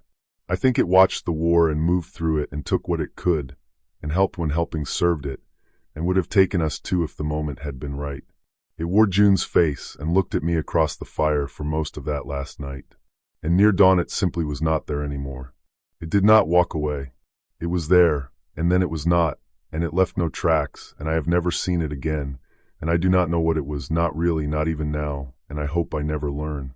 It is still out there. It is still wearing faces. Somewhere in that forest, right now, it might be wearing yours. And the Wendigo. The thing that took Toby in the dark on the first mountain. The thing that called with stolen voices. The thing of impossible hunger. It never fully showed itself, not once, in all of it. But it was there, at the end, and it was the last thing that forest took from me, and it took the worst thing of all. That last night, first it fed. There were 3 great monster bodies cooling in the snow, the Minotaur and the Chimera and the Bigfoot, and something came in the dark to feast on them, and the sounds it made were wet and endless and full of a hunger that could never be filled. I understood then that this was its reason all along. It had circled the whole war the way a scavenger circles a hunt, waiting out the killing so that it could take the spoils. It had let the great things wear each other down, and now it came to eat what was left. But it was not done, because near the coldest hour of that last night, when I had finally let myself drop into something almost like sleep, I woke and Danny was gone from beside the fire. And out in the black timber, I heard Warren Teague calling his son's name. I had watched the Minotaur take Warren. I had seen him die. He had been dead since dawn. But the Wendigo had been there for that too, at the edges, listening, learning, and it had kept the one lure that boy could never refuse. It called with the dead father's voice, soft and hurt and close, and it used the words it had stolen and saved. Come here. We get out of this together, you and me. The same private words Warren had given his son in the dark, the ones the boy had waited his whole life to hear and had heard only once, out here, at the end of everything. And Danny went. He walked out of the firelight toward the voice of a man I had buried in my own mind, and I was up and after him faster than any man could move. But the timber was black and the voice kept moving and the snow ate every sound. And by the time I reached the place the calling had come from, there was nothing there but tracks. The long, thin, barely their tracks I knew from the first mountain, and Danny's boot prints beside them. And then, out in the open snow, both sets simply stopped. The same as Toby, as if they had gone straight up. I looked for him until the light came. I called his name until my voice was gone. I found nothing but that place where the tracks ended, and the cold, and the enormous indifferent silence of that forest. Warren Teague spent the last 30 seconds of his life buying his sons, and he asked me, with the only breath he had left, to keep that purchase good, and I lost the boy anyway, on the very last night, to a voice, because grief is the one lure that no warning on earth can save you from. That is the heaviest thing I carry out of that country, heavier than all the rest of it together. I saved no one. 10 of us went into the Olympic, and only the monster came out. The Wendigo did not die. Things like it do not die, not really, and nothing killed it that winter. When the feeding was done, and the boy was taken, it went back into the wilderness, wherever it goes, and it is out there still, hungry, always hungry, wearing the voices of the lost, and its fate is its own, and I do not know it, and I do not want to. That is what I mean when I say the war ended, but the forest was not safe. We killed the things that did not belong there. The Minotaur and the Chimera, the invaders, the ones that had come from somewhere else and broken the balance, those we destroyed, and the balance began slowly to right itself. But the things that had always been there, the Dogman and the Wendigo and the Skinwalker, and whatever else lives in that deep old country that I never even saw, those things are still there. They helped, some of them, in their way, for their own reasons, because the invaders threatened them too. But they were never our friends. They were never a team. They did not gather at the end and shake hands and become allies. Each of them fought its own war for its own reasons, and then went back to being exactly what it had always been, which is a monster in a forest full of monsters, and the only thing that had changed was that 2 invaders were dead and the old order had been restored, and the old order was never safe for men. It was only balanced. There is a difference, and I paid for learning it. I walked out of the Elwha country alone over the next 3 days. I had healed enough to travel by then, mostly, and I went down through the river gorge I had been trying to reach all along, the way I had meant to lead all of them, and there was no one left to lead, and I came out, finally, at the Whiskey Bend Road, and I walked down that road in the falling snow until I saw the lights. There were a lot of lights. Trucks, unmarked, and generators, and men in cold weather gear with no insignia on it, and a whole operation set up at the trailhead, and I understood that they had been there the whole time, waiting, at the edge of the restricted zone, listening to us die on the radio and doing nothing. A man came out to meet me. I knew his voice before he spoke. It was the voice from the radio, the flat, cold voice that had never been afraid of anything. Colonel Aaron Voss. He was younger than I expected and older than his voice, and he looked at me walking out of that forest, one man, the only one, the sole survivor of 10, and something moved behind his eyes that might have been surprise, or might have been calculation, or might have been nothing at all. He said, "Mr. Rourke, you made it out," as if I had been on a fishing trip. And then he told me the lie. Standing there in the snow, he told me the lie that would become the official story, and he told it to my face knowing I knew it was a lie, because that is how power works. It does not need you to believe it. It only needs you to be quiet. He said there had been an incident. A rogue grizzly, unusually large, displaced by the hard winter, that had killed a hunting party in the backcountry before being put down by his team. He said it was a tragedy. He said there would be paperwork and compensation for the families, and a non-disclosure agreement and grief counseling, and that if I ever spoke a word about anything I thought I had seen out there, there would be consequences, for me and for the families of the men who died. He said all of it in that flat, kind, terrible voice, and I understood that they had known exactly what was in that forest, and that they had sent hunting parties in ahead of us and lost them, that there had been other teams before us. That is what the missing files and the radio silence had been. Other guides and other hunters fed into that maze to test what was in it, to wear it down, to gather information, and that we were just the party that happened to survive. We had done their job for them. We had killed their monsters. And now they were going to bury it, all of it, the Minotaur and the Chimera and the Bigfoot and every man who died, under a story about a bear. I did not argue. There was no point, and I was too tired, and I understood something that Voss did not, which is that the thing they most wanted to keep secret was standing right in front of him, and he did not even know it. They had a file on me somewhere. They had sent me in because of what I was. But they did not truly understand what I was, and they were never going to, and that was the one card I had left, and I kept it. There was no one for them to take away but me. That is the thing I keep coming back to, standing there in the lights with all those competent men moving around me. I had walked in at the head of 9 people, and I had walked out at the head of no one. There was no grieving son for them to debrief, no second survivor to corroborate my story or share the weight of it, no one else alive who had seen the true shape of the world out there. Just me, and a lie about a bear, and 9 families who would be handed a folded flag of a story and told to be grateful it was not worse. I want to tell you that I saved someone. I want that so badly that some nights I almost let myself believe a kinder version, one where the boy is alive in a small town somewhere, quiet, done with hunting, carrying it, the one clean thing I brought out of that forest. But I will not lie to you the way I lied to everyone for 30 years. Warren Teague spent the last of himself buying his son's life, and I took that gift and I promised to make it good, and I failed on the last night to a stolen voice, and there is no clean thing. There is only me, and what I could not save, and a country full of teeth that let exactly one of us leave. They processed me too, or they tried to. But you cannot process a thing like me the way you process a frightened civilian. And after a day or two of it, Voss looked at me across a folding table in a heated tent, and he said, quietly, so his men would not hear, "There's something in your file, Rourke. Something flagged. I don't have the clearance to read it, but whoever does, they wanted you on this. Specifically you." He studied me. "You want to tell me why?"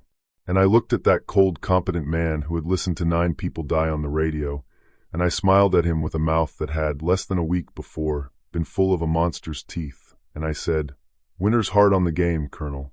Things come out of the deep country that don't belong. You should be careful which of them you send into the woods." He did not know what I meant. He thought it was a threat, maybe, or the rambling of a traumatized man. He let me go the next morning. He should not have. But that is his mistake to live with. One more thing the government does not understand about the forest it thinks it controls. I did not go back to guiding. How could I? I sat across a table from you, the way I am sitting now, telling the truth for the first time, and I want you to understand what I lost out there, because the losing is the real end of this story, not the killing. I lost 9 people I was responsible for. I lit the fire, and I told them it was probably nothing, and I led them into the maze, and only I came out. I know, the Minotaur was hurting us from the first night. There was no safe way out. I have told myself all of it 1,000 times in the dark. It does not help. When you are the one who is supposed to bring them home, and you bring back none of them, there is no arithmetic that makes it even. Toby asked me if he was doing it right, and I told him yes, and then the dark took him. Sifok brought that boy into the mountains to make a man of him, and lost him, and never forgave himself, and then the forest took Sai too, 40 feet from a fire I was watching. June told me to let the monster out, and I did, too late to save her.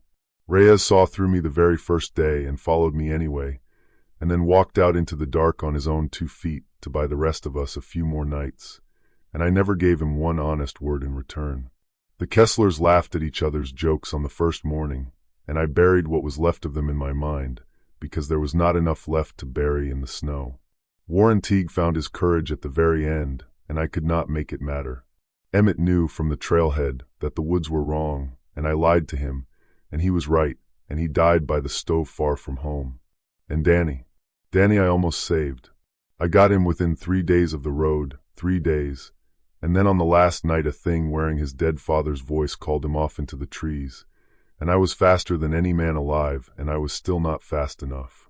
Danny is the one I hear most in the quiet. I carry all 9 of them. I will carry them until I die, which, given what I am, may be a very long time, and that is its own particular horror, to know that you will have that long to remember. And I lost something else out there, something harder to say. I lost the wall I built for 30 years between the man and the beast. I let the whole thing out, all the way to the bottom, and I did the impossible. I got most of it back in its cage afterward. I am mostly a man again as I sit here. But not entirely. Not the way I was. Something changed that will not change back. The beast is closer to the surface now. It saw the sky. It ran full out through a winter forest, and it killed a minotaur, and it will never again believe the cage is permanent, because it knows now that the cage can open, that I will open it, that all it has to do is wait for the next time the world gets bad enough. I used to be a man with a monster chained inside him. I am something else now. I am a man and a monster who have met, at the bottom of the worst thing either of them ever survived, and made an uneasy peace, and the peace is real, but it is not the same as being free. I will never again be an ordinary man leading ordinary hunters through ordinary woods. That man died in the snow with the rest of them. I am what walked out, and I am not entirely sure some nights that it was the better outcome. The forest is still there. Of course it is still there. It is enormous and cold and old, and it does not care about any of us, the men or the monsters. It just goes on, and the balance I help restore is only a balance, not a safety. The Dogman holds its territory.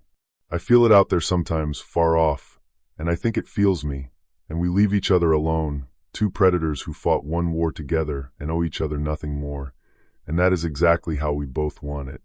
The Wendigo is out there, hungry, always hungry, drifting through the deep timber wearing the voices of the lost, and someday some hiker or hunter or lost child is going to hear a familiar voice calling for help from the wrong direction, and they are going to walk toward it.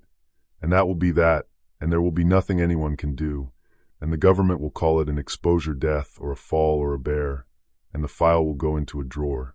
The Skinwalker is out there wearing faces, and I do not let myself think about that one too much, because the last face it wore, for me, was the face of a woman I failed, and I do not know why it chose that face, whether it was cruelty or curiosity, or something a thing like that does not have a human word for, and I never will. And the Bigfoot is dead. That is the one that sits heaviest, strange as that may sound, given all the humans I lost. Because the humans, at least, I understood. But the Bigfoot owed us nothing. It was the thing we feared, the shape on the ridge, the monster the whole party wanted to shoot, and it protected us from the shadows the entire time, and asked for nothing and revealed nothing, and in the end it dragged its own dying body across miles of snow to hold a minotaur's head still so that a dogman and a werewolf could live. It paid a debt that was never a debt. It understood something about that forest that I am still trying to understand, about who has to be left to hold the old country, and about the cost of holding it, and it chose freely to spend itself so that the holding could continue. There is a grave in my mind for a monster, and I tend it more carefully than I tend some of the human ones, and I do not fully know why, except that in a story full of things that killed for hate or hunger or territory, the Bigfoot was the only one that died for something else.